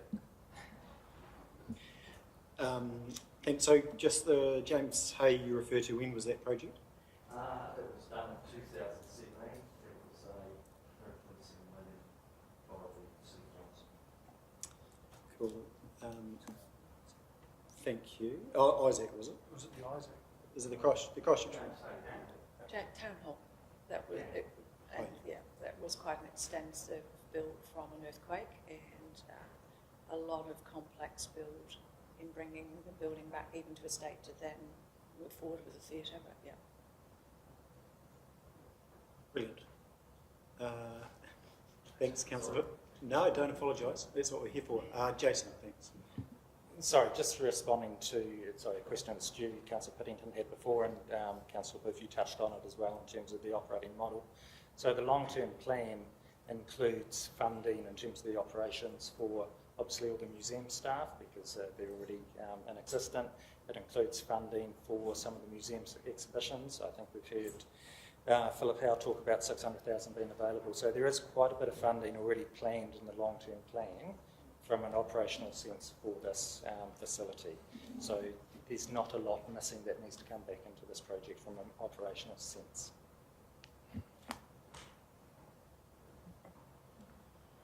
I can't remember, but I think there's 5 staff running the theatre full-time in Ashburton. If we said 80k each, that's 400k. Is that in the long-term plan? That is not all in the long-term plan. So some of that thinking, the initial thinking's been done, but until we get a decision of council, it's very hard to really plan out that operational requirements.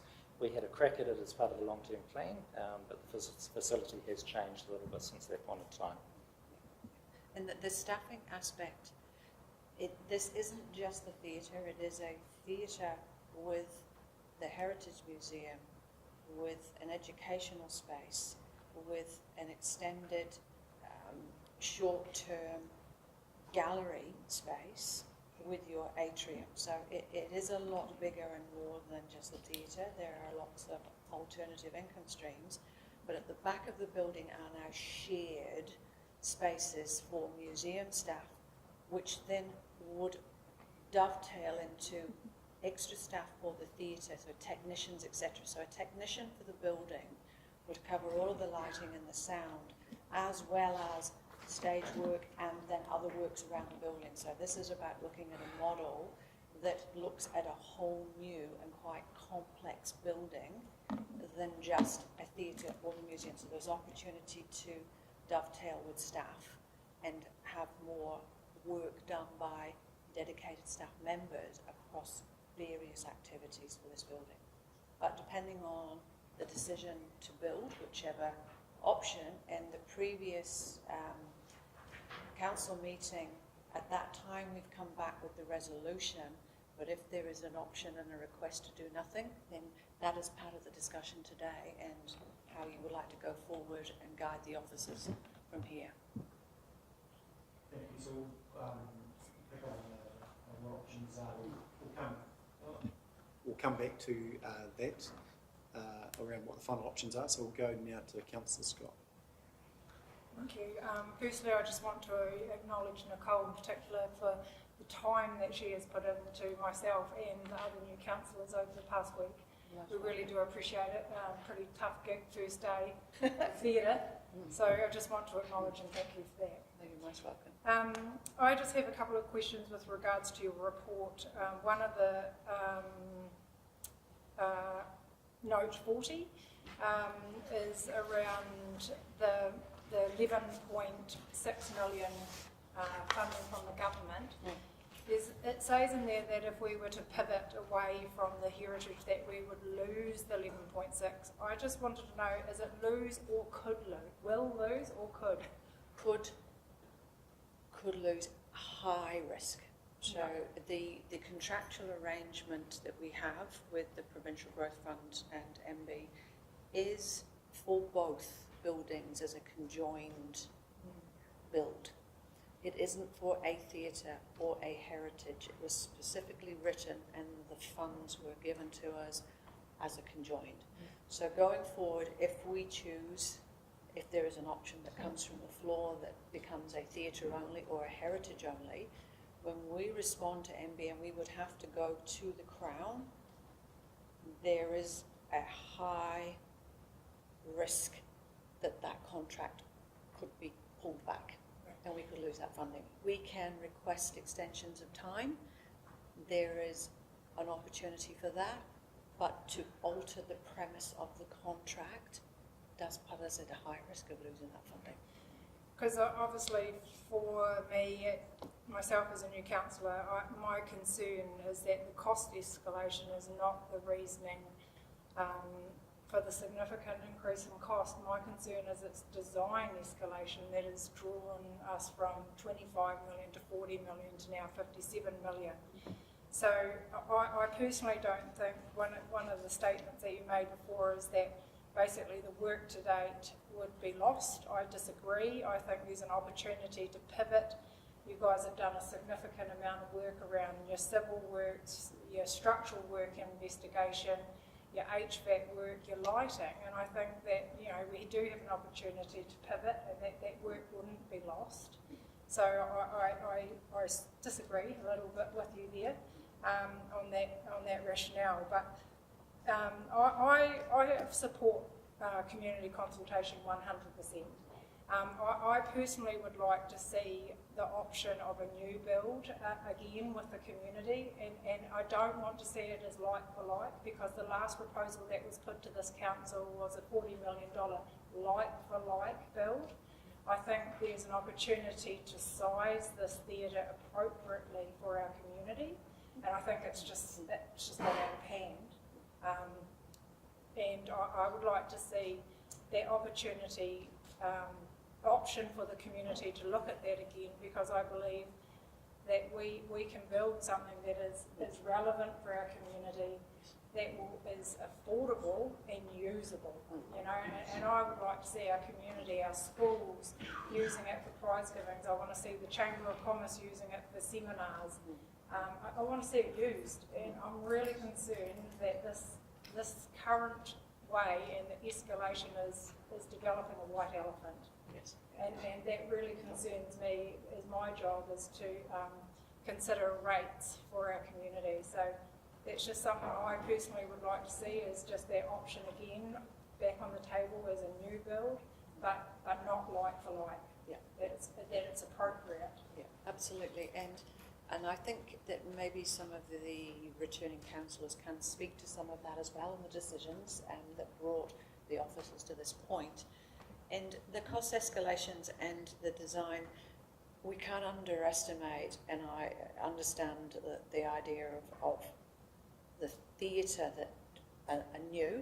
It is in a state, it really is in a state, and it is costing an awful lot of money with some unknowns to repair that building. So that's a very real, and it has put a lot of extra stress on this budget because of that. And we're dealing with the new part of a building for the heritage and connecting it to a Heritage 2 listed building. And to do that is destabilising the theatre from 1915 and taking out very large elements of the brick walls to connect with the new. There's a lot of stabilising of the building inside with steel structures, and then further steel structure to hold the theatre systems in there. So there's a lot of complex work which has actually sucked up an awful lot of money. It is an expensive building. But again, I come back, not a lot of the information could be lost, but the actual design of the building itself does have to go back to square one. There is no doubt about that. And look, we go away as a project team and we will do whatever councillors would like us to do that. The resolutions come to us and we follow through. But understanding that there are other options that have been on the table in the past, maybe as a group of councillors you'd like to bring them back and for us to explore them again. But we are running out of time, and time in regards to an MB contract, I do caution on that. We are running out of time for the MB contract, but we're also running out of time if you want something in the next few years. We will have to move very, very quickly, and I leave that as a thought for you all. But thank you very much. Yeah. Thanks, Nicole. And Councillor Scott, you're all good at this point? Yep, perfect. Thank you. No, that's right. No, just double checking. Councillor Oliver. Thanks, Nicole. Just looking at the preferred option, with back of house removed and rebuilt, I thought there was a lot of risk in there. The changing facility at the back is not as risky as removing then the stage house as well. So it was the stage house. The stage house along with the changing facilities, structural engineers, structural engineer are very, very unknown and could destabilise the building a lot more. It's a third of the building. But Heritage New Zealand most definitely have confirmed they're a notified party through a resource consent if we choose that option. Okay. Thanks, Councillor Oliver.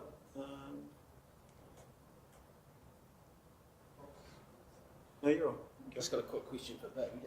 At a 0.74% pay rise, which will be imminent, pay rise. Is he, is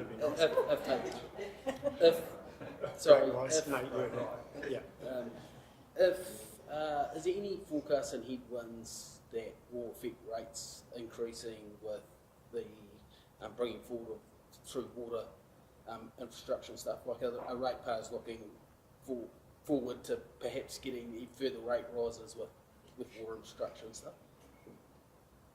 Because that's just another add-on to the...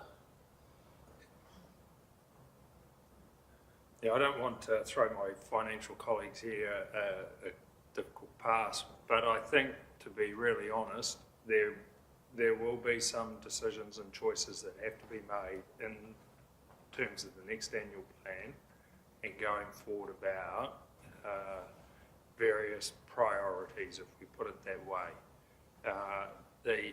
We're not immune to the cost escalations that occur out in the marketplace. We're not immune to the upgrading of, at present, from Tonga to Arawai, for instance, in terms of water and where that might lead us, even though the proposal is that after, at this point, and I acknowledge we're strongly opposed to it, but at this point, July 1, 2024, but in the meantime, we may have additional investment. So there, to answer your question, there is significant capacity constraints, and they flow through to cost pressures that when you come to look at the annual plan, I think will entail some prioritisation and decision making to be undertaken. I don't know, Jason and Azura, if you wish to comment further. Short answer to your question, Councillor Oliver, is there are some, but it's hard to quantify at present because we haven't done that work yet. Thanks, Councillor Oliver. And I mean, that's the reality is that we are dealing with consultation now, but at some point we do have to consider how, overall financial strategy, projects, what's in, what's out. There might have to be some changes into the future as far as when they might land. Water projects, stadium, art gallery. There's a lot in there, but that's probably to be dealt with at another point. Yeah, I mean, through you, Worship, it occurred to me to give an example of one where sort of priorities and decisions might be made. So recently, the microfiltration plant has been given, accelerated progress. Now, one of the questions you'll have is, what's the size and the capacity that you want for that microfiltration? Because at the moment, if you went for, say, and I'm looking at Mr. Dixon here, but if you went for a microfiltration plant that could handle about, say, 15 megalitres a day, which is sort of give or take half our use, then that is a different cost to if you decide you want to treat 30 megalitres a day, which is your full, your demand. And so those are the questions and choices you'll have to weigh up, because there are differences in terms of millions of dollars for that sort of thing. Now that decision's yet to come back and there's a way to go, but that's an example of where you'll weigh up the risk, the benefits, the advantages and the priorities, keeping in mind that we have quite a lot of storage, but all of that, so it's premature, but it's that sort of thing, and the choices may be a good deal harder than that too when they get presented. Councillor Shannon. Thanks very much for all of your work over the last week, Nicole, trying to get us up to speed. When you talk about running out of time, really, how much time do we have and why are we running out of time, and how difficult would it be to afford us more time? Because I can't help but wonder when I hear Councillor Booth talking about other opportunities, even if they've been presented to councillors in the past, what those look like, and if those did make more sense to a ratepayer, and I guess keeping in mind some of the other things that we need to look at over the next year, and in terms of those costs, would we be forgiven for putting another pause on things with a new council coming in that would like to have another real serious look at it, even if it was a presenting to us pre-Christmas to come back with something after Christmas, noting that this has taken a while to get this to this point anyway, to make the wisest decision in our view as a team. And still, although we've had a heck of a lot of information, we have taken in a heck of a lot of information in the last week, and I've got about that much space in that corner for the next week. So yeah, my question is, running out of time, how close to time are we, and can we afford to pause? Yeah. So my reference to the time is the milestones and our obligations to the MB contract, and that has some timelines contractually we're obliged to do and be at certain stages for drawdowns of funds.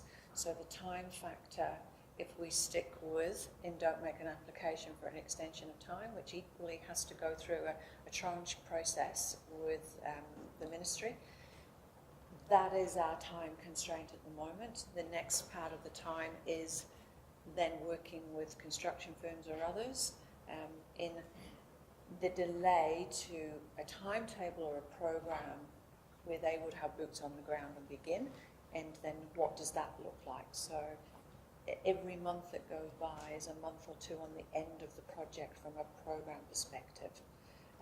Again, we do anything and everything that a resolution as a group of councillors you would like us to do. I can only be here and caution you with any information I have from the construction side or from the MB and that contractual side. So appreciating that there's a lot of information, happy to make myself available for more in-depth discussions around it. And then in regards to your question of would you be forgiven, that is more the public and their decision and their request through the LTPs in regards to why we're here and what we're doing and what we're presenting. I think could be my only answer to that.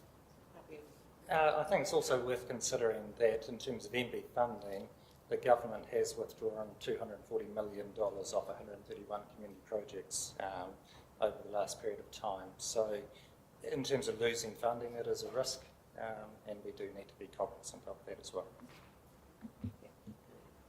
Yeah, I think realistically we probably, if we go down that track, I'm not saying we should or shouldn't, we get to a point where we need to probably say, hey, look, we need to fully fund whatever project is in front of us, and if the money stays, it's a bonus.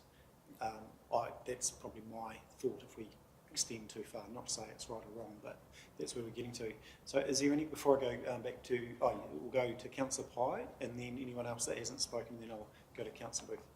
Thank you, and I too appreciate the time you put in over the last week to get us up to speed. Just in relation to the consultation, I tend to agree with Councillor Booth that we should be consulting on either do nothing or build new, because I don't think the community have ever been asked to spend this amount of money, and up to this point. Those options have been discarded in the past, but that was without knowing what the rebuild cost was. And so I think for that reason, and I don't like to open a can of worms, and I really don't want to delay this thing anymore, but I just don't think we've asked the community permission to spend 60 million, and so they should be given the option in this consultation to do nothing or revisit building new or doing nothing. Thank you.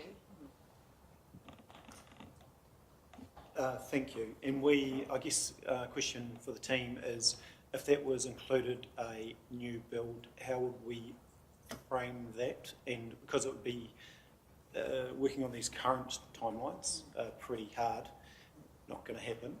And then we would just have to frame it around risk associated with funding, etc. as well, wouldn't we? I would have to go back to the project team in Risk. regards to the risk again for MB funding and the MB contract. Again, it's a deviation from what is in there, so we can only answer those questions once a decision has been made. At this stage, we can assume we've been guided to the risks involved depending on decisions, but we can go back and further ask those questions. But I do caution you that of the risks, they are taking money back. It's very real.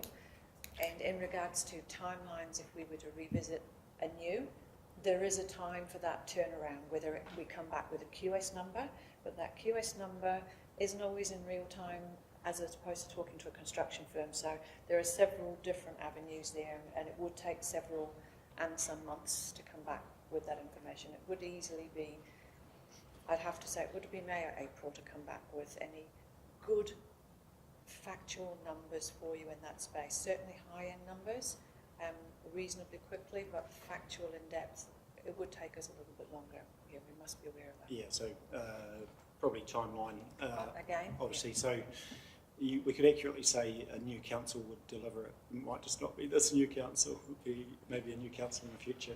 But that's the reality of the process we have to go through. So anyone that hasn't spoken before I go to Councillor Booth? Stage, no, Councillor Booth. Look, I would like to continue with the consultation as planned, but I would like one option of the three that you've put in here. One of the other options being do nothing, and another option, a multi-purpose facility, which would include a brand new theatre and auditorium and a hall and a banquet facility for a similar amount of money. So let's just get real about the consultation. We're just kidding ourselves when we do. The public aren't silly.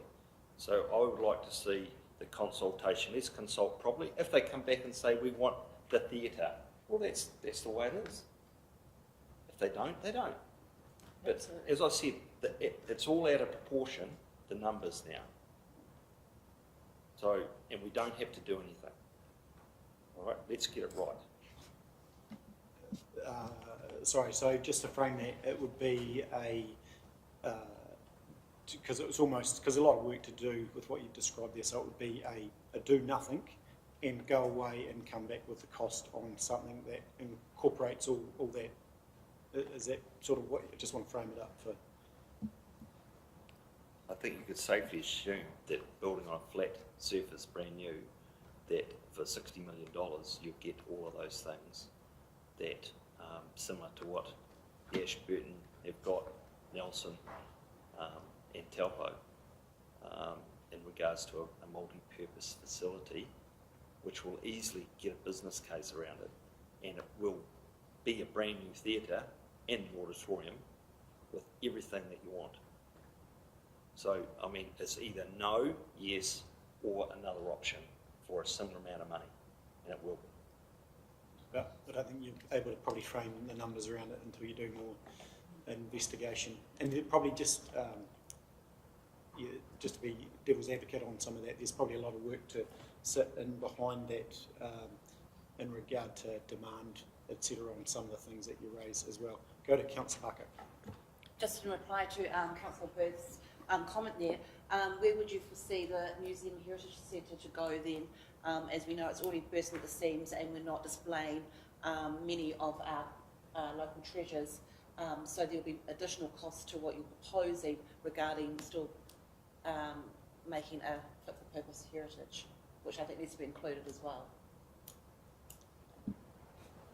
I guess they could have the front piece of the theatre, which was done up 20 years ago. I mean, 80 years for the theatre. We just spent 20 years ago when we actually fixed up last time. So, you know, that didn't go so well. So it's the new museum, the front of the theatre. Councillor Pillington.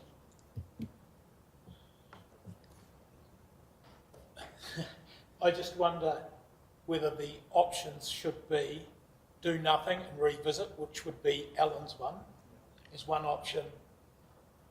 One of the options as they sit there, option 2 I think it is, and the other option should be build brand new where it is as it stands, which is slightly different, but it gives people the full gambit of options. So there would be 4, including just do the theatre alone as it stands. Because I think we could complicate things otherwise. If people decide Allen's is a good choice, they'll vote do nothing, go and review the whole thing. But if they want to move on, they then have the choice of theatre only, theatre heritage hub, or new build.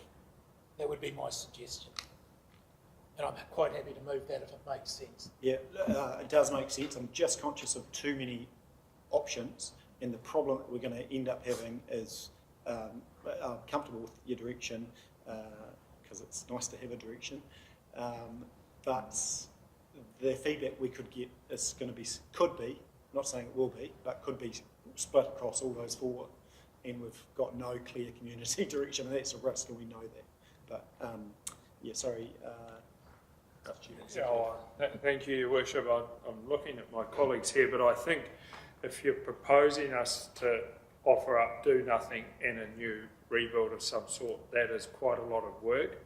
We would have to go back. I think I'd have to take some guidance. I don't know that we could tell you right now, but we wouldn't be going out in this time frame here because there'd be quite a lot of work to bring back something that would reasonably inform the community in a way that enabled them to do it. So I'm not sure whether you've got a... we'd have to come back at a later meeting and tell you the time frame. We wouldn't be able to tell you right now what that time frame is if we were to go and ask to, you know, what a new build was. And we're comfortable to do that. It does, to the Mayor's point, I think, you would have to resolve reasonably strongly that it was going to be a fully funded project. I think that's a more likely than not outcome if you go and ask us to recast in that frame. Now, we're comfortable to do that. We want you to be informed about the choices that are presented before you if we go and do those. I mean, the best that we could do, I think, is go back and come back with a time frame if you wish us to do that, but it comes with attendant risk of fully funding. And I'd like to confirm that would be the case. We would need some time. But I also just want to point out the numbers that are on the table, so the 57 million, 57.1, that does include costs spent to date. It does include a fair amount of contingency that's put aside. So the construction is far less to turnkey for the theatre, so that is right down to the drapes and the seats and the full systems. It takes a landlord fit out, which includes a double floor and walls for the museum side as well as downstairs. They just put their tenant fit out. So it isn't a construction cost of 57.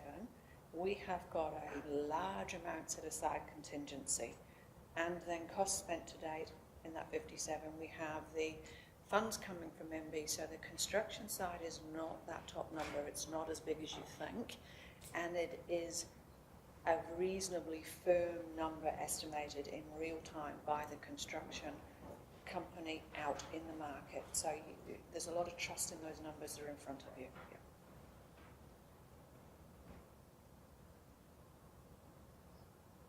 Yeah. Councillor Whittington. I guess I share Councillor Pye's concerns though, Nicole. Yeah. We started a number, moved forward, and we agreed at 40 million round this table.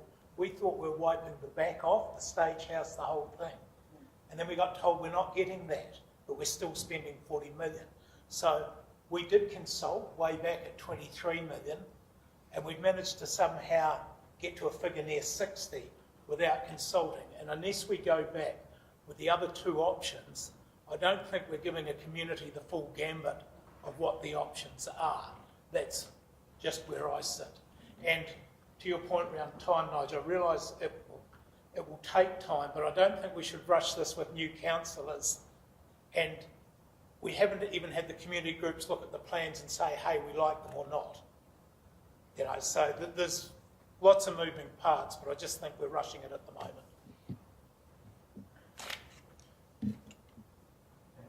Thanks, Councillor Whittington. Yes, I was just going to talk about the fact that if we go for a new build, we'd have to factor in there potentially spending a couple of years in the Environment Court, getting across the affected parties like the Heritage Trust and what have you. We just need to know exactly what that looks like and how we're comfortable with that. I'm not against a new build at all. I just think that those things should be made aware, that we should be made aware exactly what that means. Thank you. So you look really poised to go, Councillor Booth. Are you?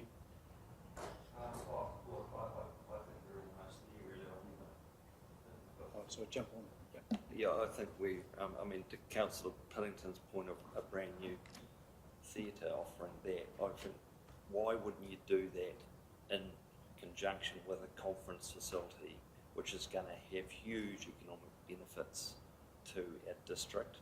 And the report that was given to us indicates that our location in central South Island and 2.5 hours from, with 80% of the population within 2.5 hours of our location, why wouldn't you take that opportunity to actually have a brand new theatre? You've just got to put it in the right place. You'll have a brand new hall as well, which is buggered, and also a conference centre, which is going to add a whole lot of other stuff to the ability for it to make money and pay for itself. Thanks, Councillor Booth. Yeah, look, I think, and happy for us to move in a direction shortly, and I'm sort of semi-conflict in this space, but if you bring in conferencing and those sorts of things, I'm not against it. You need capacity studies of existing. There's quite a bit of work to do to understand, there again, probably a business case for it. And so the danger that we have is that if we do move down that track, not saying it's right or wrong, from when you've got one, okay.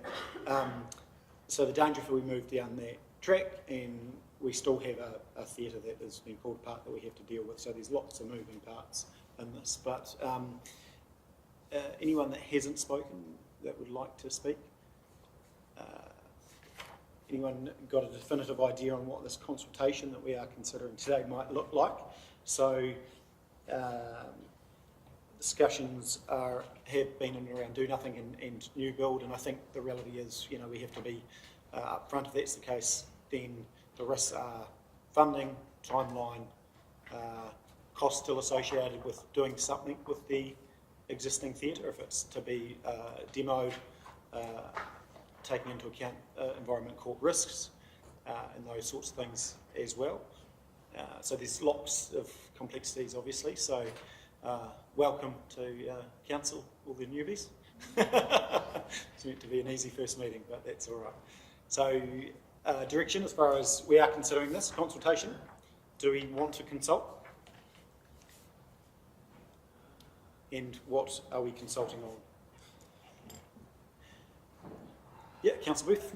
Okay, I'd like to consult on the option 2 and do nothing and a multi-purpose facility including a theatre and a conference facility on the bay. 1, 2, 3. So if they want a theatre, that'll be the one they'll choose.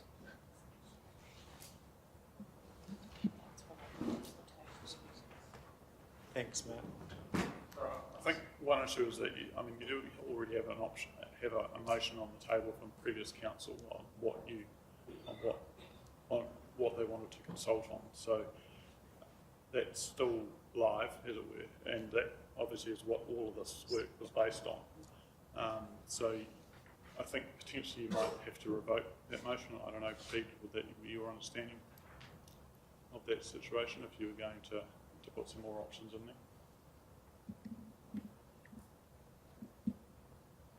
I think it's open to this council as it is to moving motion that it wishes to do.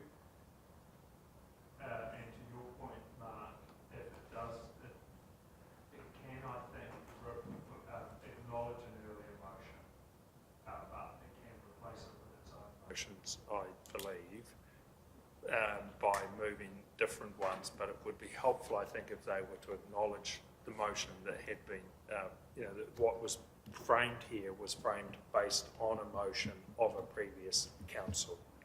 I think that would be appropriate, and for them then to acknowledge that and say, however, these are the motions or the motions that have been moved, in effect, the consultation.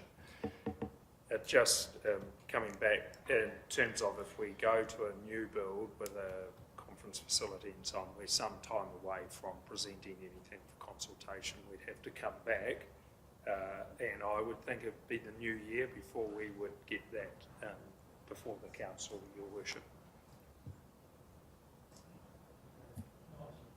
Yeah, Councillor Pike.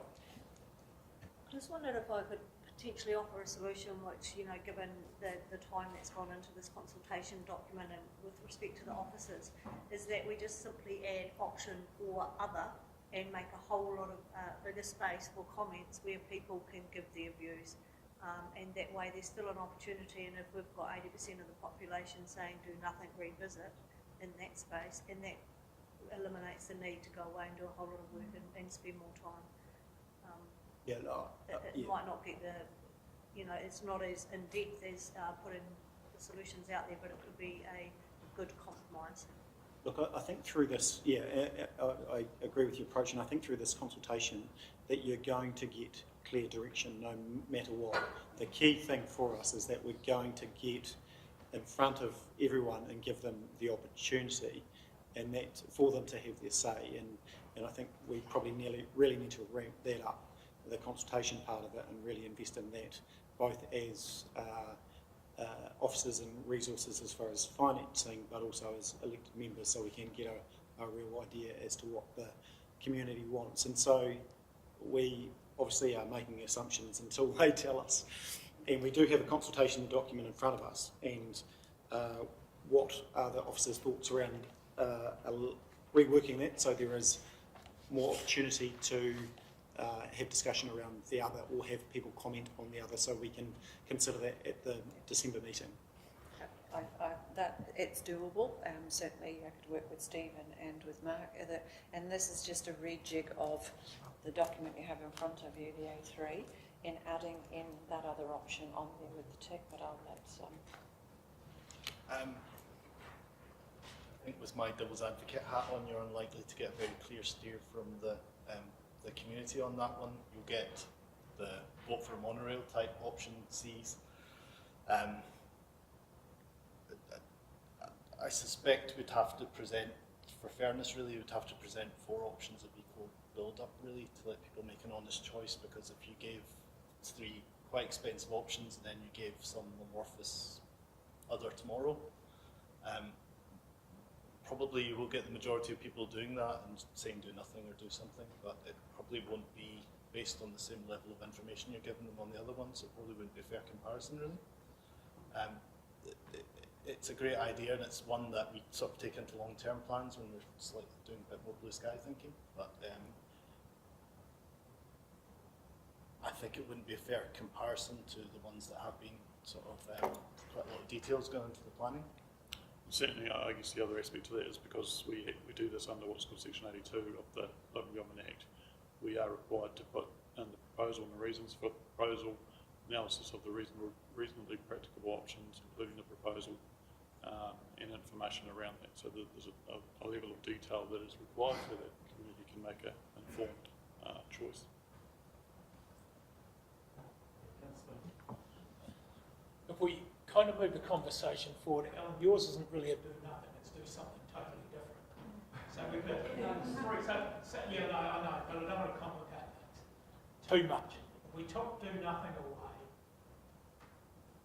drop one of those two options that are very close. Everyone I've talked to, Nicole, doesn't understand the slight difference of taking the heritage house off and you have to go to historic places. Just let me finish for a second. So I'd suggest option A, theatre only, new build, or Alan's option 4, do something bigger elsewhere. There's 4 clear options. I like your thinking. The only thing is I don't think they're clear in the fact that we don't know the numbers associated with the new build. Look, maybe we have to delay it till after Christmas, but it would be better because I think this whole thing's rushed, and if we're really going to give due time to our ratepayers and our people, trying to squeeze it into basically 3 weeks, write a report, get back for the December meeting, it's all a bit, you know, we're not being genuine, I don't think, in our time frame. No, I take your point, but we're also being real around the risk of some of those things. So, yeah. There's never going to be necessarily winning. And the other element, if I just put it to you, we do have a consultation doc here that, you know, we could have faith that the community will actually fall in and give us some direction based on what's here, because I think, you know, you do have to have faith in the community and the fact that they're going to tell us what they think. And, you know, some of these things are going to come quite clearly through this. And at that point, there again, we're not making a decision on go forward or not. If it's not clear at the meeting on December 6th, so putting another approach out there on December 6th or 8th, anyway, December, then, you know, that potentially is an opportunity to say, well, no, let's go back out and fully cost everything again. And just to give you clear for the option 1 and option 2 on the table, option 1 is the removal of the changing room facilities at the back, which was a big stakeholder request, and Councillor Piddington, I know, and that gave better accessibility. It brings everything up onto one flat level and wider corridors and accessible. The option 2 is to just leave those changing rooms as is, refurbish them, but build all the new accessible that was required into a new spine in the new building. So that is really the difference between those two options. I understand that, Nicole, but if you actually talk to the community with the information we've got, and if it was if it was go out that way, I don't like the way option 3 is framed, because the QS told us it was 30-30, yet we put 40 here. I think it should be 30 plus noting the risk MB funding might not be, because if I look at those numbers, I'd be thinking, well, for 4 more, we get a whole brand new thing. So I don't think option 3 is clear enough around the risk, but it may not be 40. So the option 3 is in response to the resolution of what do we get for 40 million. So in part of the resolution on the 6th of September this year, you asked us to come back with what do you get for 40 million, and that option then is referencing 40 million, what do we get, and that is the picture and the drawing at the back, which is not the new heritage facility. It is work on the theatre and some work around the outside. So it is response to the resolution. I believe Barbara Gilchrist at the time. Sorry, Nicole, you're saying it's 10 million to do that other bits outside, because I asked the question to the QS and he said on the 60 million roughly, it was 30 million. I thought the 40 million was because you were saying the MB money was at risk. So you're actually saying it's going to cost 10 million to do the other bits outside the theatre if we don't build? We've come back with, we had to anticipate the loss of the MB funding, so that is noted in that. Then we asked South Base to come back with a number of what do we get for $40 million, and it is the design that's at the back of that picture. What do we get? You get a really good value price for the new heritage part of the building because of the conjoined services. You're paying for independent HVAC, electric, lighting, sound, etc. The new building next door, which is a relatively simple building to build, the complexity is the Theatre Royal, and they share these services through that back end of the building. We still have to put a truck bay in, we still have to do a lot of work within the theatre. That is the bit that's really costing the money. Yeah. Again, I understand that. Is the MB funding lost in option 3 in that number or not? Yes. Well, I'm asking that we take it out and have a net figure and put in, there is a net risk here. Because if we get the MB funding, it's not going to be 40 million, is it? Yeah, so effectively you're just sort of semantic. So you'd be 40 million less 11.6, which equals X, and highlight the risk. And highlight the risk. So it's the presentation. Right. Yes. Yeah. So I mean, I'm comfortable around presentation, and just to move us forward, I'm going to move a motion that we adopt the consultation as is, taking into account Councillor Piddington's changes and the highlights to it's rewording how we emphasise that risk effectively, and just a little bit more emphasis on feedback. And I do have faith in the community that they will tell us exactly what they want. It might not be what we want to hear, but they will give us their feedback. And so I'm happy to move that motion. No, so you want to second that, Councillor? I'll come to Councillor Jackson in a moment. Councillor Booth, there's a discussion point. Yeah, I think that potentially you're paying option 2, option 3 in there, and then option 1 is do nothing, and then other.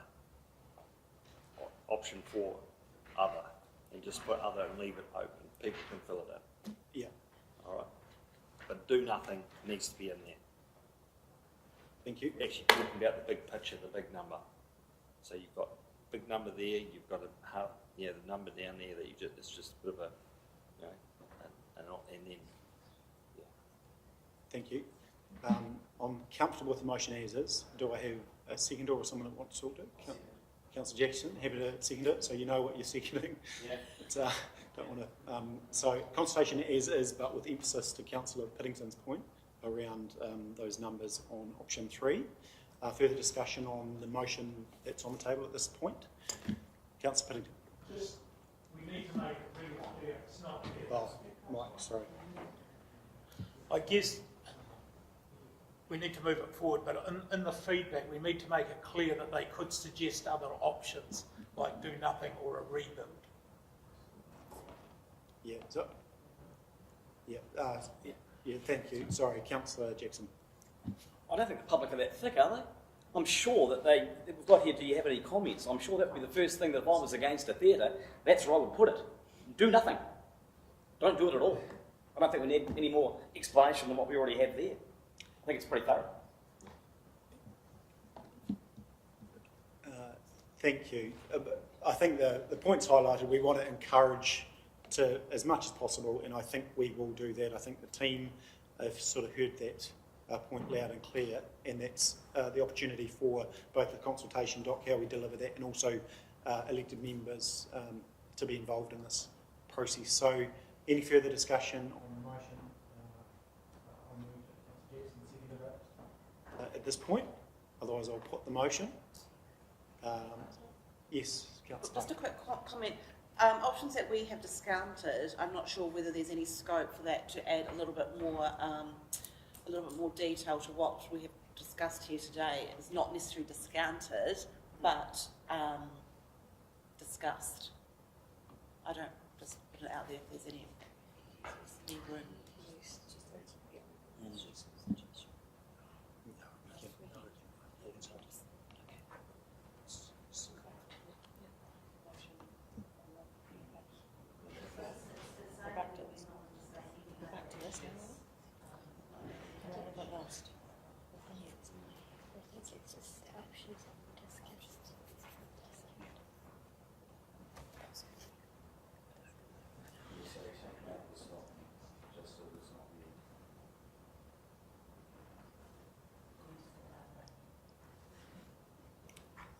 So just for clarity then,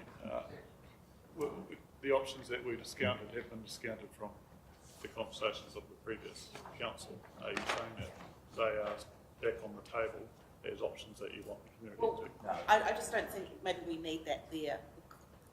Stopping the project was discounted.